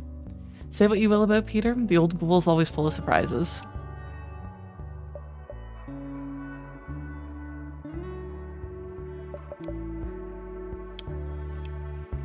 How's Stephanie handling being dead? Steph is in the middle of the dance floor. Ghosts and demons are dancing in circles around her. Steph shakes, eyes rolled back, almost in a trance. It looks more like a ritual than a dance party. But then this is hell, and these are dead people we're talking about here. Hey. Hello. Oh my gosh. Hi. The music is louder on the dance floor, and Steph is soft-spoken. She has to yell to be heard. I'm so happy you're here. What kind of dance is that? Beg your pardon? Sorry, it's hard to hear in here. What kind of dance is that? Thank you, I just got it cut. Steph absolutely didn't hear you. How? Sorry, just a sec. Sorry, okay. Have you been? Pretty good. I'm sorry to hear that. Things with me have been great. I've been traveling a ton. deciding what kind of ghost I want to be. I tried haunting a restaurant. Nobody noticed. And a video store, but it was deader than me. So now I'm trying out a concert hall. And it's perfect. I've never been happier. What kind of music? Italian mostly. Lots of pasta and cheese. Sorry, one more sec. This is a good part. Awesome. So yeah, where were we? Oh yeah, the restaurant. I have no idea what's going on. I absolutely use tomato sauce. But I should probably let you go. I'm supposed to be concentrating on something about a Lydian liturgy and the deepest hells. Whatever. All I know is it's great to see you. And this is super fun.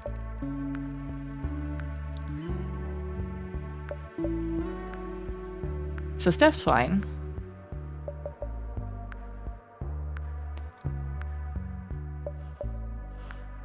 Boom. And lastly, we have Vera. Vera's sitting at a table taking it all in. Good to see your face again. I sensed you'd be coming. It's my gift now. Sensed. That's right. Sensed. After all that seance business, I decided to try something new. I became a medium. Here's my card. Vera, ghost psychic. As in, I am a ghost who is psychic. Contact info, say my name 3 or 4 times. I love how inspecific that is. It's so professional. Thanks, hon. It does the job. You want a reading? For you, it's on the house.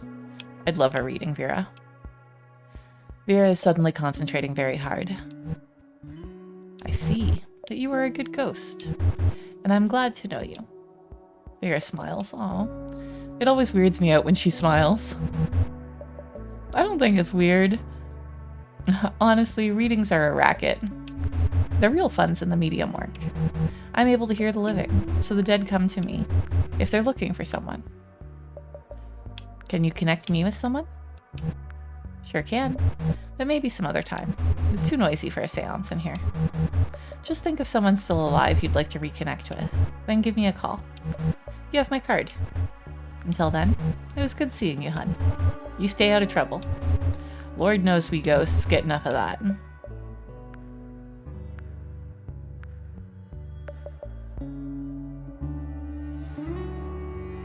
There, that's everyone because Riley is unavailable. The party is nearing its end. The beach is quiet, empty. The fires of hell burn across the bay. Red light flickering off of the ink-black water. As waves lapse softly off the sand and rocks, you sit for a while. A pair of wisps float by, stuck in each other's orbit. The 2 wisps aren't heading anywhere in particular. They seem happy. You're still here? I came back one last time. Don't blame you. I threw quite the party. But things are winding down now. And like the saying goes, you don't have to go home, but you can't stay here. Anyway, thanks for taking me up on my offer. You're welcome in hell anytime. Toodles, baby doll.